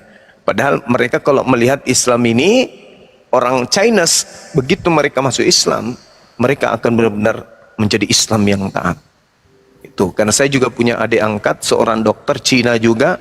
Lama saya berdebat dengan beliau, alhamdulillah dia lebih taat daripada saya sekarang ini. Cina itu begitu, meninggalkan makan babi karena itu aja. Makanya Paulus itu pintar, makanan-makanan kegemaran orang Roma Yunani itu tetap dihalalkan. Nonot-nonot yang masih berhelm itu dibiarkan aja berhelm, karena orang-orang Roma takut kalau helmnya dihilangin. Makanya Paulus mengajarkan gitu, apabila kau menyunatkan dirimu, maka Yesus tidak berguna bagimu. Senanglah mereka, yeay, haleluya. Ternyata kita tidak disuruh bersunat, dan bebas makan babi. Makanya mereka lebih cenderung kepada Kristen, gitu bang. Baik. Iya. Oke, hanya itu aja sih pertanyaan saya. Siap. Ya, makasih bang ya. Makasih saudaraku. Hati-hati di jalan. Nggak mau syahadat sekalian bang. Tadi sudah. Sudah tadi. Biar Pak Duta ini masih Kristen ya? Masih. Enggak, saya bukan Kristen. Muslim? Buddha. Oh, Buddha. Iya. Saya pelan-pelan memang. Bunda. Saya pelan-pelan mau ke Islam sih, pelan-pelan. Ini saya Masya lagi Allah.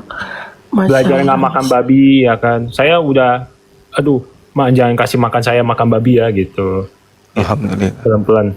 Saya juga sedikit-sedikit lagi pelajari Al-Quran gitu. Saya tipenya mempelajarinya itu lewat debat sih. Jadi lebih cepat masuknya kalau saya. Gitu. Makanya saya tuh nonton Bang Zuma terus untuk belajar Al-Quran, untuk belajar Bible juga, gitu sih Bang. Masya Allah. Sudah sering intens belajar Bible juga ya bang? Sering, bahkan saya nonton Kodonditan juga, banyak, nonton Ustadz Kainama juga, itu saya tahu banyak tuh dari Ustadz Kainama. Bagaimana Anda bisa menilai antara debater Kristen dengan Muslim dalam hal berdebat lintas agama? Kalau Kristen kan ngejawabnya itu cuman pakai asumsi ya, gitu loh. Sedangkan yang debater Islam itu selalu pakai data gitu, tapi mereka selalu nolak. Kayak misalkan pendeta siapa tuh yang oneness ya, pendeta siapa namanya tuh? Sama. Bentar, saya lupa. Henry Tan. Oh iya. Itu kan dikit-dikit bilang, oh itu palsu, itu sampah gitu kan. Padahal itu kan Bible mereka sendiri gitu loh. Kalau boleh bertanya bang, ada agama Islam dan ada Kristen. Harus Anda memilih sekarang juga. Karena kalau Anda memilih besok nggak dapat besok pagi gitu loh. Iya. Anda memilih yang mana? Saya dari dulu udah dipilih Islam bang. Kalau saya disuruh pilih dari pas saya zaman umur 23 itu belum pelajari Bible secara dalam, saya belum sama sekali kenal Al-Quran ya. Itu saya ditanya mau pilih Islam atau Kristen, saya langsung lantang bilang Islam karena saya nggak pernah percaya Tuhan itu tiga, nggak pernah percaya. Tapi Islam nggak maksa loh bang. Kenapa? Jadi Islam itu nggak butuh Anda, tapi Anda yang butuh Islam, itu intinya. Iya, karena dalam diri saya selalu percaya Tuhan itu esa, Tuhan itu nggak mungkin jadi manusia. Itu udah aneh lah kalau manusia jadi Tuhan jadi manusia itu udah aneh lah menurut saya. Gitu sih bang. Ada nggak ajaran Islam yang sepanjang Anda tahu ini yang tidak logis?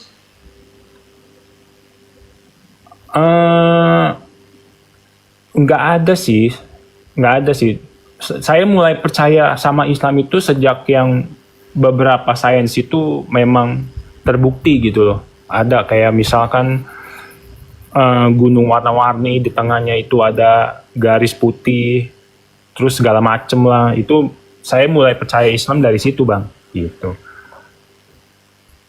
Anda tahu nggak sidik jari itu siapa yang Ya. menemukan? Tahu, saya lupa. Cuman kan udah saya lihat semua gitu. Kayak misalkan apa namanya, di dalam laut itu ada air tawar, di dalam laut itu ada apa namanya, api gitu. Itu saya udah lihat semua sih. Makanya saya mulai percaya Islam itu dari situ, Bang. Karena menurut saya nggak mungkin seorang yang bukan diutus oleh Allah gitu tahu gitu semua yang ada di bumi itu, dia bisa suruh temennya untuk nulis tuh, nggak mungkin lah kalau bukan utusan Tuhan gitu. Ibarat kata Anda yang membuat akuarium, Anda lah yang paling paham akuarium itu kan gitu. Iya betul, Bang, betul. Jadi Allah Subhanahu wa taala yang menciptakan alam semesta, dia juga yang memberitahu kepada utusannya. Betul. Betul. Nah, itu logisnya di sana sih. Betul. Paling mungkin saya bisa menerima Islam itu karena saya tuh di posisi yang netral ya. Jadi saat saya baca Bible netral, saat saya baca Al-Quran itu netral. Jadi mungkin saya bisa kasih pesan ke beberapa orang Kristen bahkan Katolik ya. Kalau baca Bible sama Quran itu dibuang dulu suka-suka sama benci-bencinya, jadi netral dulu. Kita jadi netral, di situ otak kita tuh baru berpikir. Betul, dibuang sekala dulu aura-aura negatif gitu ya. Ya, aura negatif ya dibuang, aura positif tentang agama A, tentang B itu dibuang, bener-bener jadi netral dulu. Pas udah netral, itu baru Bang, logika, akal, itu baru keluar semua gitu. Baru bahasa Bugisnya realistis dulu gitu ya. Iya betul, realistis dulu. Itu bahasa Bugis nggak sih?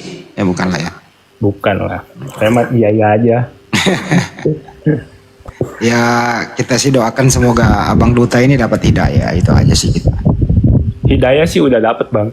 Saya ya tiap hari saya dalam hati syahadat terus saya pelan-pelan lah gitu. Pelan-pelan saya berdoa juga udah mulai bersujud sih Bang. Masya Allah. Tapi belum ikrar dari dalam hati yang paling dalam, belum. Udah. Udah syahadat. Udah dalam hati saya udah mengakui Nabi Muhammad adalah Nabi Tuhan, Yesus adalah Nabi Tuhan dan tidak pernah disalib juga, Tuhan adalah Esa. Sudah Bang. Udah Muslim dia Bang Juma, cuma belum ikrar aja secara dalam hati. Bang Juma gimana kalau sudah begini?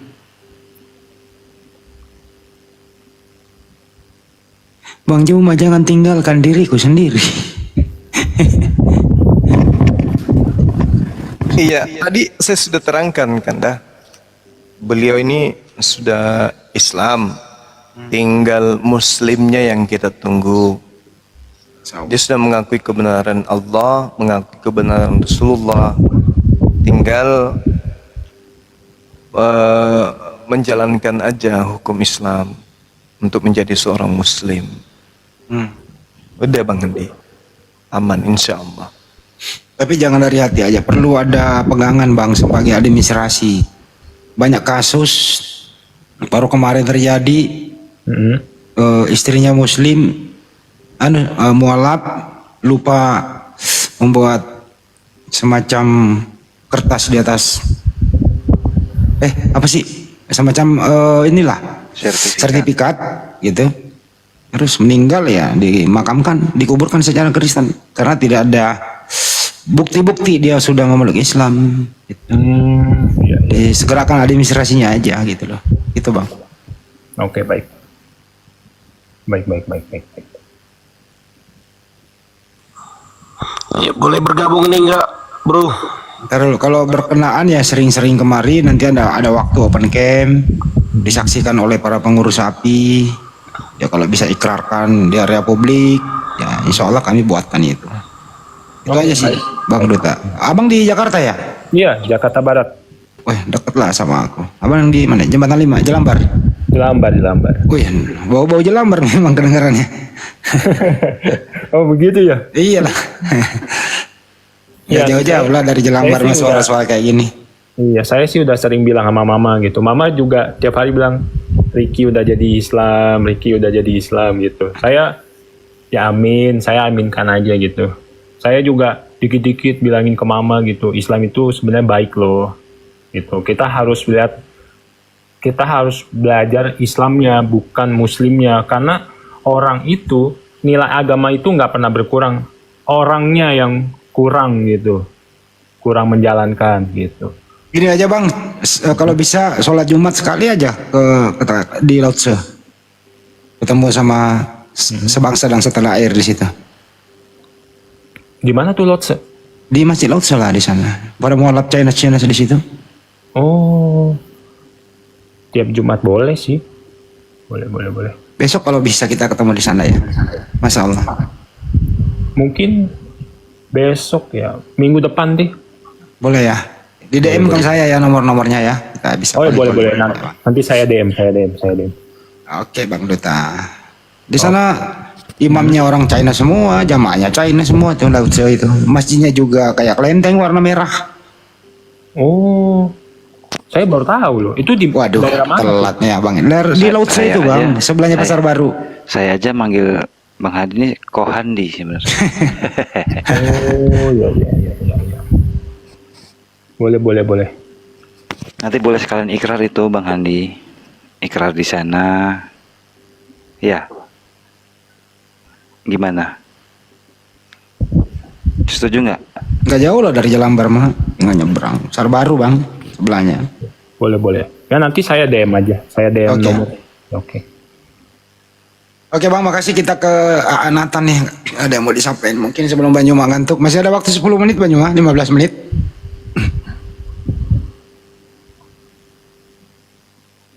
Masih ada ya waktunya. Ya AA Nathan silakan. Ya, iya tadi saya menyimak dari bawah. Apa suara saya jelas? Ya. Ya. Tadi ada teman-teman yang Islam bertanya seputar perkawinan, terus langsung tentang vaksin diturunkan. Jadi Bang Juma, teman-teman Muslim juga harus memahami dalam dialog ini dua arah dia. Jadi kadang kenapa terlihat sepertinya teman-teman Kristen seolah-olah kalah dalam dialog. Yang naik dialog itu kadang-kadang banyak orang yang tidak memahami kekristenannya, seperti itu tadi yang oneness itu tadi, siapa namanya yang disampaikan, Anditan atau siapa saya lupa namanya. Itu memang dia emosional itu orangnya. Dan dia bisa dibilang dia sama sekali nggak memahami kekristenan dia. Jadi banyak sih pakar-pakar Kristen nggak tertarik yang seperti ini. Itu pertama. Kemudian kalau ada pertanyaan-pertanyaan dari teman, jujur saja ini ada 3.300 penonton di sini. Coba ditanyakan, ada nggak kejanggalan-kejanggalan atau ganjalan-ganjalan dalam Islam? Jadi jangan asik kita membahas akidahnya agama lain di akidah kita sendiri, tentang perkawinan, tentang menghabisi kafir, penggal lehernya, tentang ini saya punya ada beberapa kontrakan, itu janda-janda semua. Kasihan saya, kadang uang kontrakannya tidak ada, dia harus nungguin suaminya pulang. Dia kemungkinan dia bilang dia punya suami 5, kemudian yang sekarang suami kelima, berarti udah beberapa kali dia diceraikan. Jadi kalau dibilang Bang Juma tadi perkawinan itu lebih dari satu itu adalah solusi, betul itu teman kita itu udah ngalami itu. Banyak kontrakan-kontrakan isinya janda semua bro, yang Islam itu Kenapa harus Makanya gini, Bang, kenapa bawa kasuistik? Kenapa nggak bawa ke ajarannya aja? begini, justru ajaran itu adalah ideologi, sama seperti negara, seperti Eropa. Kalau gitu langsung aja Bang, coba tunjukkan hukum nikah dan cara menikah Kristen itu contoh siapa? Bisa nggak ditunjukkan? dalam menikah itu kita hanya buat perjanjian di hadapan manusia, di hadapan Tuhan. Siapa yang mengajari Anda begitu? Yaitu dogma gereja. Kita udah itu dogma bukan gereja. Yesus, udah cukup. Ajaran Yesus ada, menikahlah ada, istri satu ada. Cuma caranya itu dogma gereja yang ditentukan kepada para rasul. Apa hubungannya Yesus dengan gereja? Sekarang kan gini, kita berpegang kepada hukum. Ada banyak dogma tidak dituliskan di dalam Alkitab. Ini loh, apa hubungannya ajaran Yesus dengan gereja? Nyambung kagak? Apa hubungan apa? Apa hubungannya ajaran Yesus dengan gereja mengenai menikah? Nyambung kagak ya? Ada dong. Gimana ceritanya nyambungnya? Yesus kan turunannya yang para rasul, muridnya 12. 12 ini adalah pendiri gereja. 12 ini adalah murid-muridnya memberitakan kabar tentang Injil yang disampaikan oleh Yesus. Siapa murid Yesus yang mendirikan gereja? Ke-12 murid Yesus kan memberitakan Injil, maka berdirilah sekumpulan orang percaya. Di mana mendirikan gereja, Bang? Di mana? Di Kisah Para Rasul. Nggak ada tuh murid mendirikan gereja. Oh, gereja itu kan sebutan manusia, tapi perkumpulan itu ada. Oh, gereja itu manusia bukan bangunannya. Gereja itu manusia, perkumpulan orang itu kan berasal daripada bahasa Yunani eklesia yang dipanggil dari gelap kepada terang. Jadi gereja itu istilah manusia yang tetap didukung ayat firman Tuhan. Jadi tidak semua harus ada tertulis. Tidak semua harus, tidak mesti tertulis. Karena Tuhan juga. Siapa yang Kristen contoh? Enggak, gini bro. Sekarang gini. Bro, dengerin dulu. Akidah Kristen. Gini. Dengerin dulu lah. Jangan kepanjangan. Siapa? Sekarang gini. Kristen ini masalah menikah. Kristen ini menikah. Siapa yang dia contoh suri tauladan Kristen menikah? Siapa yang dia contoh? Maksudnya yang dia contoh gimana? Ya kan pastinya ada yang Anda contoh. Oh dulu nabi saya dulu ini menikah loh, saya contoh gitu loh. Ada yang ya kalau mau jujur bro, kalau mau jujur, Adam dan Hawa itu tidak ada namanya pemberkatan nikah. Jadi Anda mencontoh itu. Coba dalam Islam, menurut Anda Adam dan Hawa siapa saksinya? Hawa, ini yang di zaman sekarang ini aja nih. Kita ini Muslim menikah karena kita mencontoh Nabi menikah. Anda menikah ini Anda contoh siapa? Itu aja sederhana kok. Jangan banyak lah bro contohnya. Para rasul kan udah pada menikah juga orang tuanya. Jadi Yesus nggak dijadiin toko ya, panutan. Kenapa? Jadi Yesus nggak dijadiin toko sebagai panutan. Yesus bukan harus jadi toko panutan dalam hal menikah. Dalam hal yang lain dong. Apa itu? Ya dalam hal kasih, tampar pipi kiri berikan pipi kanan, ajaran kasih yang diajarkan Yesus. Jadi yang Anda contoh menikah siapa? Yang dicontoh menikah kan sejak dari zaman manusia, Adam dan Hawa menikah manusia. Oh gitu. Jadi Kristen niru Adam juga gitu. Ya iya dong. Jadi itu kan natural. Apa nyambungnya Adam dengan gereja? Gini aja pertanyaan sekalian. Anda makan itu di mana ayatnya bilang makan nasi pakai bubur ayam sekalian? Itu nyontoh dari siapa? Nyontoh dari Yesus atau nyontoh dari Adam dan Hawa? Apa hubungannya makan kok dipindahin ke yang lain? Gini aja. Kita bicara perang akidah dulu coba. Akidah versi Anda yang Islam, akidah versi kami yang Kristen. Enggak udah, masalah menikah aja dulu. Enggak usah. Ya, mengenai menikah begini, mengenai menikah. Jikalau ajaran Kristen yang mengatakan tidak boleh cerai, oke. Tapi sedangkan yang sudah tidak boleh cerai, faktanya banyak yang cerai, betul? Siapa? Orang Kristen. Ya itu dia masalah. Sementara di dalam Islam, cerai itu lampu hijau loh bro. Oke, gantian ya. Nah, tunggu. Ini kita debat akidah ya. Debat akidah. Tunggu, debat akidah dulu. Kita dialog akidah. Oke, perang data boleh. Data. Ya, data boleh. Nah, tunggu. Tunggu. Sekarang kita kalau secara akidah, tidak ada jelas mengenai perkawinan ya. Satu-satu kita bedah perkawinan. Di dalam Islam, Islam lu terangin, jangan Islam lu terangin, punya lu dulu. Oh, punya kami. Ngeyel terus nggak pakai data. Lo bukan. Iya, versi kami dilarang bercerai. Yakin? Memang dilarang bercerai. Dilarang bercerai. Kemudian tidak bisa poligami. Versi kami. Oke. Nah, Kemudian, boleh cerai ya. tunggu. Saya kasih nanti Tunggu dulu. boleh cerai ya. Tunggu dulu. Ya. Faktanya, di dalam kondisi seperti itu, keluarga Kristen banyak juga yang bercerai. Tapi memang agak diminimalisir dengan adanya ayat tersebut. Karena di mana gereja pun jikalau ketahuan ada perceraian tidak akan diberkati. Nah, jadi membuat orang enggan untuk menikah 2 kali. Oke. Nah, di versi akidah Muslim cerai itu boleh, bahkan poligami itu boleh. Sebentar, Ya. sebelum melanjutkan lebih jauh, Ya. baiknya untuk menerangkan akidahnya Pak Nathan ini disertakan dengan dalil. Jadi nanti dengan Bang Handi pun Boleh. sama demikian.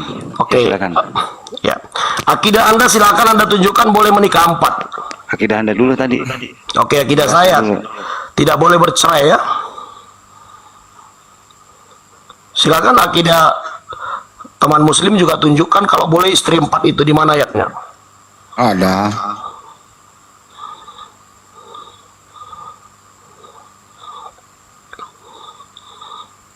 Yang jawab dulu siapa nih?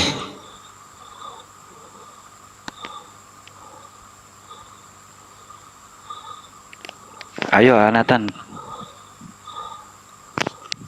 Kita tunggu nih Nathan. Iya. Ya silakan. Kalau di Al-Qur'an itu jelas gitu ya. Di Banyuma mau masuk gak Banyuma? Banyuma mau ngasih, silakan Banyuma dulu deh. Iya, jadi saya sudah tidur ya 2-4 jam yang lalu ya. Tapi saya dengarkan ada orang mabut, jadi saya tertarik lagi untuk bersuara gitu ya. Orang cuap-cuap tanpa ilmu kayak gini nih memang harus diajarin.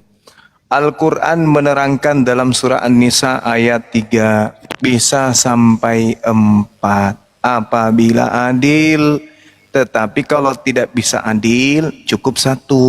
Jadi hanya di Islam yang mengajarkan cukup 1 istri. Di Bible tidak ada cukup 1 istri. Tunjukkan ke saya. Kalau ada saya nikah lagi besok. Mana? Tunjukkan. Ada.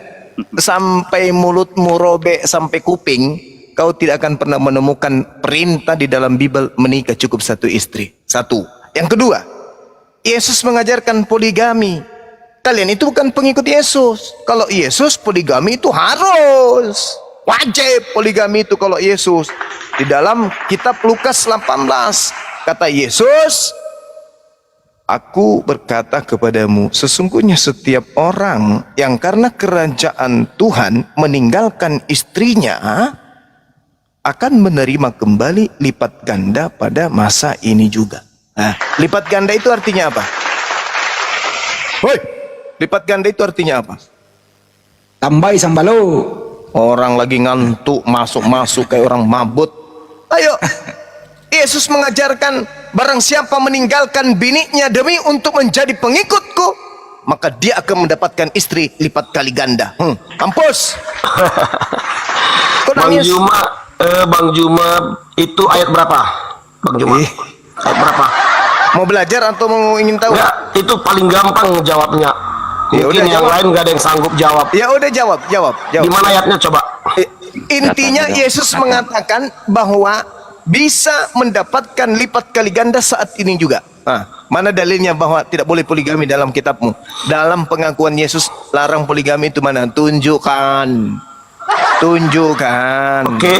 Nah, mana? Yang melarang poligami biar saya Mana? bacakan ayatnya di dalam Silakan. Matius 19 ayat 4. Oke. Apa yang dikatakan di Ya. sana? Kita baca Jawab. sama-sama. Oke, silakan. Siapa yang silakan. baca? Anda yang baca. Tidakkah kamu baca bahwa Ia yang menciptakan manusia sejak semula menjadikan mereka laki-laki dan perempuan? Ini maksudnya siapa? Sejak semula. Adam, Hawa. Betul. Betul. Bagaimana mungkin Adam mau poligami masih ada 1 perempuan baru 1? Maksudnya gini, bro. Apakah Tuhan sanggup membuat Hawa 5 ekor? Bisa. Sanggup tidak? Mana dalilnya di sini bahwa cukup 1 istri? Mana? Perhatikan, saya ulang. Ya, silakan. Jawab Yesus. Tidakkah kamu baca bahwa ia, yaitu Elohim yang menciptakan manusia sejak semula, menjadikan mereka laki-laki dan perempuan, dan firman-Nya, perhatikan, yang dijadikan kan satu laki-laki kan satu perempuan, iya, bukan tahu. ada jadi kalau Gils dan saya tahu nomor 5-nya Anda baca. maksudnya gini loh, ini kan tunggal, laki-laki satu, kalau banyak kan pakai S, Bang. Iya, ini kamu Anda menafsirkan dalil yang tidak sesuai dengan ajaran Yesus. Yesus mengatakan, dan firman-Nya, sebab itu laki-laki akan meninggalkan ayah dan ibunya dan bersatu dengan istrinya. Istri-istrinya, betul. Istri-istri. Sehingga itu menjadi satu daging. Aku tanya istri-istri atau istrinya? Istrinya. Berarti istri berapa? Di mana di situ dikatakan satu istri? Di mana? Kalau istri banyak berarti istri-istrinya double tambah S. Kenapa Anda mau mengartikan seperti itu? Mana dalilnya cuma satu istri? Yang saya minta, mana dalilnya satu istri? Ada. Dalilnya di situ bersatu dengan istrinya. Iya, memang betul. Masa bersatu dengan sesamanya laki-laki? Ini dengan istrinya. Bukan istri-istrinya. Tidak dikatakan bahwa di sini pelarangan untuk beristri lebih dari satu. Anda baca di dalam yang saya bacakan tadi, Lukas 18, nomor 29, nomor 30. Diam. Kamu cuma selesai kamu sama saya. Oke, baik. Oke, saya ikuti kesombonganmu ya. Di dalam data yang Anda sebutkan 19 dari kitab Matius 4, baca nomor 5-nya, dan firman-Nya. Ayat 4 dulu. Coba ayat 4 baca pelan-pelan. Saya sudah hafal itu, Tungki. Coba sudah dibahas itu. Dan firman-Nya. Jangan diganggu dulu. Dan firman-Nya. Sebab itu laki-laki dan akan meninggalkan ayah ibunya dan bersatu dengan istrinya, sehingga keduanya itu menjadi satu daging. Keduanya kan? Berarti dua ya, bukan tiga ya? Dua. Iya, dua. Nah, sekarang berarti, yang saya minta, Tuyul, dalilnya cukup satu istri itu mana? Itu yang ku minta. Lanjut ayat berikutnya, ayat 6. Lanjut. Demikianlah mereka bukan lagi dua, melainkan satu. Karena apa yang telah dipersatukan Tuhan tidak boleh ceraikan manusia. Mana dalilnya cukup satu istri, mana? Oke, Anda tidak mau peduli dengan ayat yang keempat. Ayat keempat. Mana dalilnya cukup satu istri, Tuyul? Perhatikan, ini dalilnya ayat keempat saya bacakan. Saya bacakan ayat keempat ya. Jawab Yesus, baca bahwa Dia yang menciptakan Adam semula menjadi mereka laki-laki dan perempuan, yaitu Hawa. Terus berarti Hawa disediakan satu bukan dua, betul? Iya, orang gila pun tahu itu, Tuyul. Yang saya tanya ini terkait perintah cukup satu istri itu mana? Dengar, artinya kita harus meniru apa yang Tuhan rencanakan mengenai perkawinan kepada manusia. Sebagai contoh Adam dan Hawa. Hei, Yesus nomor 18 di dalam Lukas 18, barang siapa yang meninggalkan istrinya akan menerima kembali lipat ganda pada masa ini juga.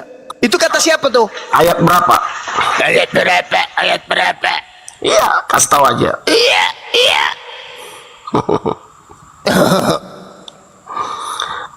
Jangan sombong, Juma. Jangan sombong, kamu yang Jangan sombong, Juma. Kamu yang sombong. Ayat berapa? Ayat berapa? Saya yang tidak bisa kutolak nenek Lukiper.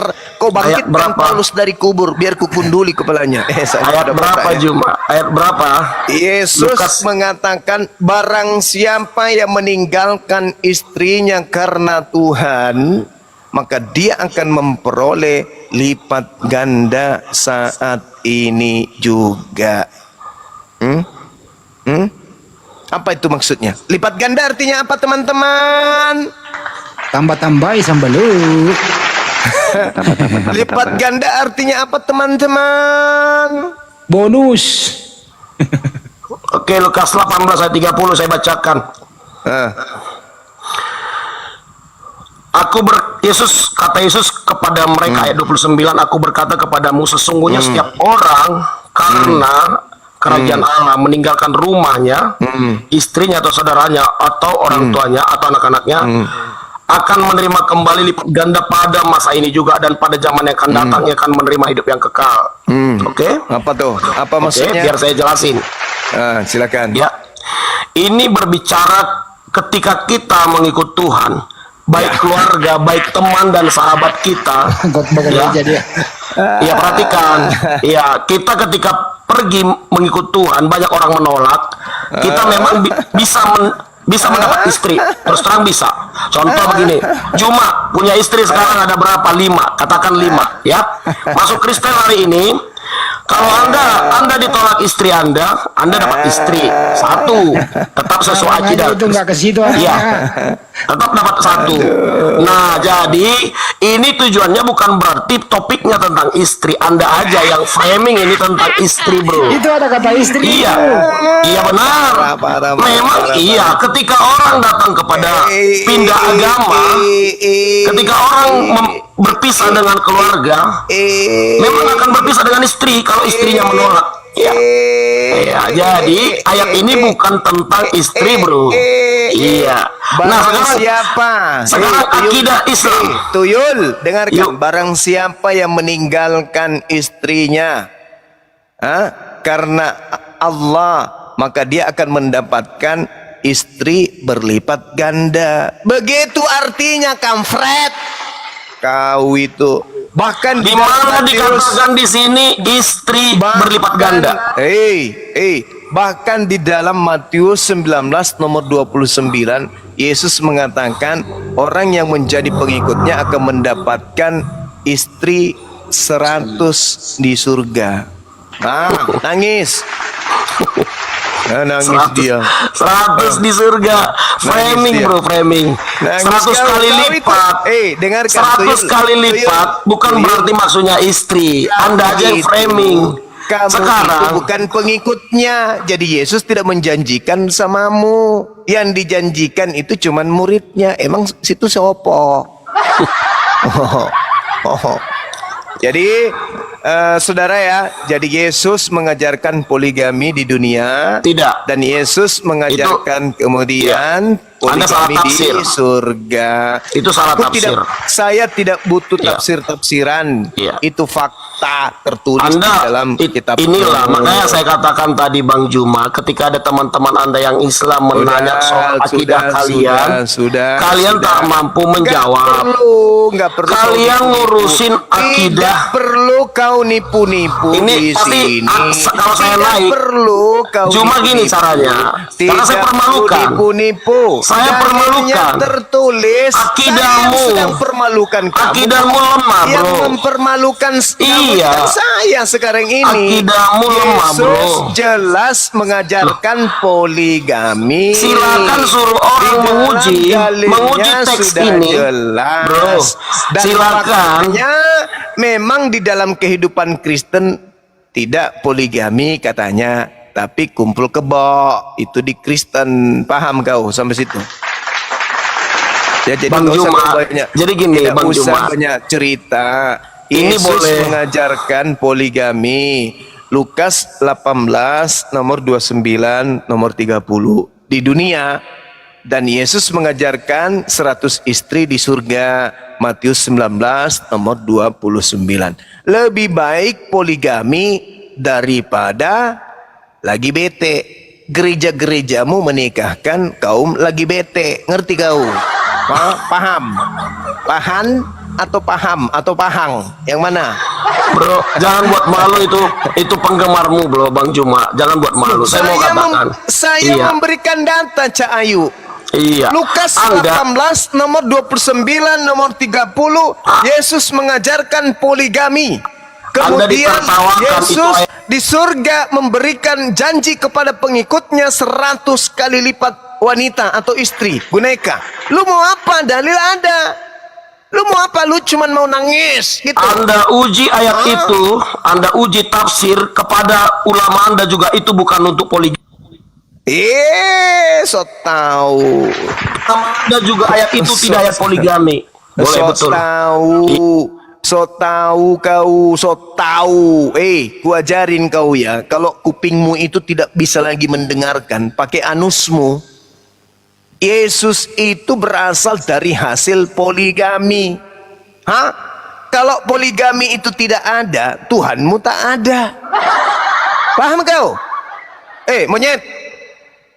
Soan suci satu istri, tapi kondom di kantong, di dompet, di tas, di mana-mana.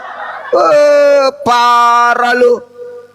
Satu istri, setia pada istri, mati masuk surga nggak sama istri, nggak kenal istri lagi, percuma. Mana dalilnya dalam agamamu? Mati kau masih sama istrimu di surga, mana dalilnya? Nggak ada. Yang ada di surgamu itu kau bersama dengan perempuan bodoh, bahkan pelacur lebih dulu masuk ke dalam surgamu tuh. Dasar manusia cuplis, mulut besar, sombongnya minta ampun, tapi ilmunya nihil. Kau tahu tidak? Yakub itu punya istri 4, poligami. Dari keempat istrinya menurunkan 12 suku. Ngerti kau? 12 suku ini yang kau jilat-jilat pantatnya. Ngerti kau? Di situ kemudian 12 anak dari hasil poligaminya yang menuliskan perjanjian lama yang kau jilat itu. Dari Yeremia, dari pengkhotbah, dari kitab Daniel, itu semua berasal dari anak-anak hasil poligaminya Daud. Kampret. Tahu kau? Daud yang menurunkan kemudian Tuhanmu, yang datang kepada Paulus, akulah Yesus yang itu semua hasil dari poligami, tuyul. Kalau poligami itu dibenci oleh Tuhan, maka Tuhan tidak akan memilih Bani Israel atau Bani Yakub. Faktanya Yakub poligami 4 bini, melahirkan 12 anak suku. Di antaranya Rasul Paulusmu itu berasal dari Benyamin, kuceluk, hasil dari poligami, tuyul. Habis juga kau kumaki kan? Karena kau bahlul, sok suci kau. Yesus mengajarkan kepada muridnya, Lukas 18, kenapa kau cemburu rupanya? Kau bukan muridnya, kau itu penyembahnya. Dan Yesus ini yang mengajar kepada muridnya. Sementara kau itu yang kau anggap Yesus itu makhluk yang datang kepada Paulus. Beda. Yesus yang datang kepada Bani Israel dan Yesus yang datang kepada Paulus itu beda. Robek juga nanti kau gendam telinganya. Saya kira begitu Bang Handi.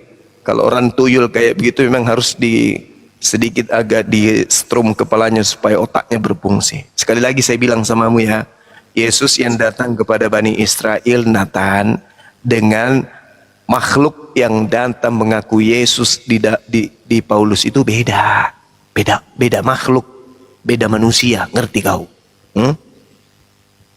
Ya, jangan kau bawa Islam sementara Bibelmu kau tidak pahami. Kau ajari lagi.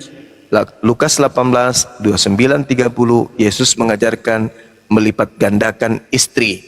Kalau ditinggalkan karena Tuhan, maka akan mendapatkan lipat kali ganda. Kemudian dalam Matius 19, nomor 29, buka kupingmu, Yesus menjanjikan 100 kali lipat kalau orang meninggalkan istrinya demi Tuhan. Maka dia akan mendapatkan di surga nanti 100 istri. Itu dalilnya ada. Kau baca itu dalilmu. Dan saya tuntut sama kalian Kristen, tunjukkan dalilnya cukup 1 istri kalau ada. Tunjuk sampai alis kalian itu botak, kalian tidak akan pernah bisa menemukan. Kecuali Yesus yang datang ke Paulus datang lagi kepada kalian. Kalian bikin Bible baru lagi. Mungkin. Tapi Islam tidak lagi kamu bisa kibulin. Paham? Saya kira begitu. Tadi yang siapa tadi Tarasi yang turun ini. Supaya belajar lagi. Yang sombong kalian itu, tapi dongok, bahlul, diperbodoh sama konsep dogma.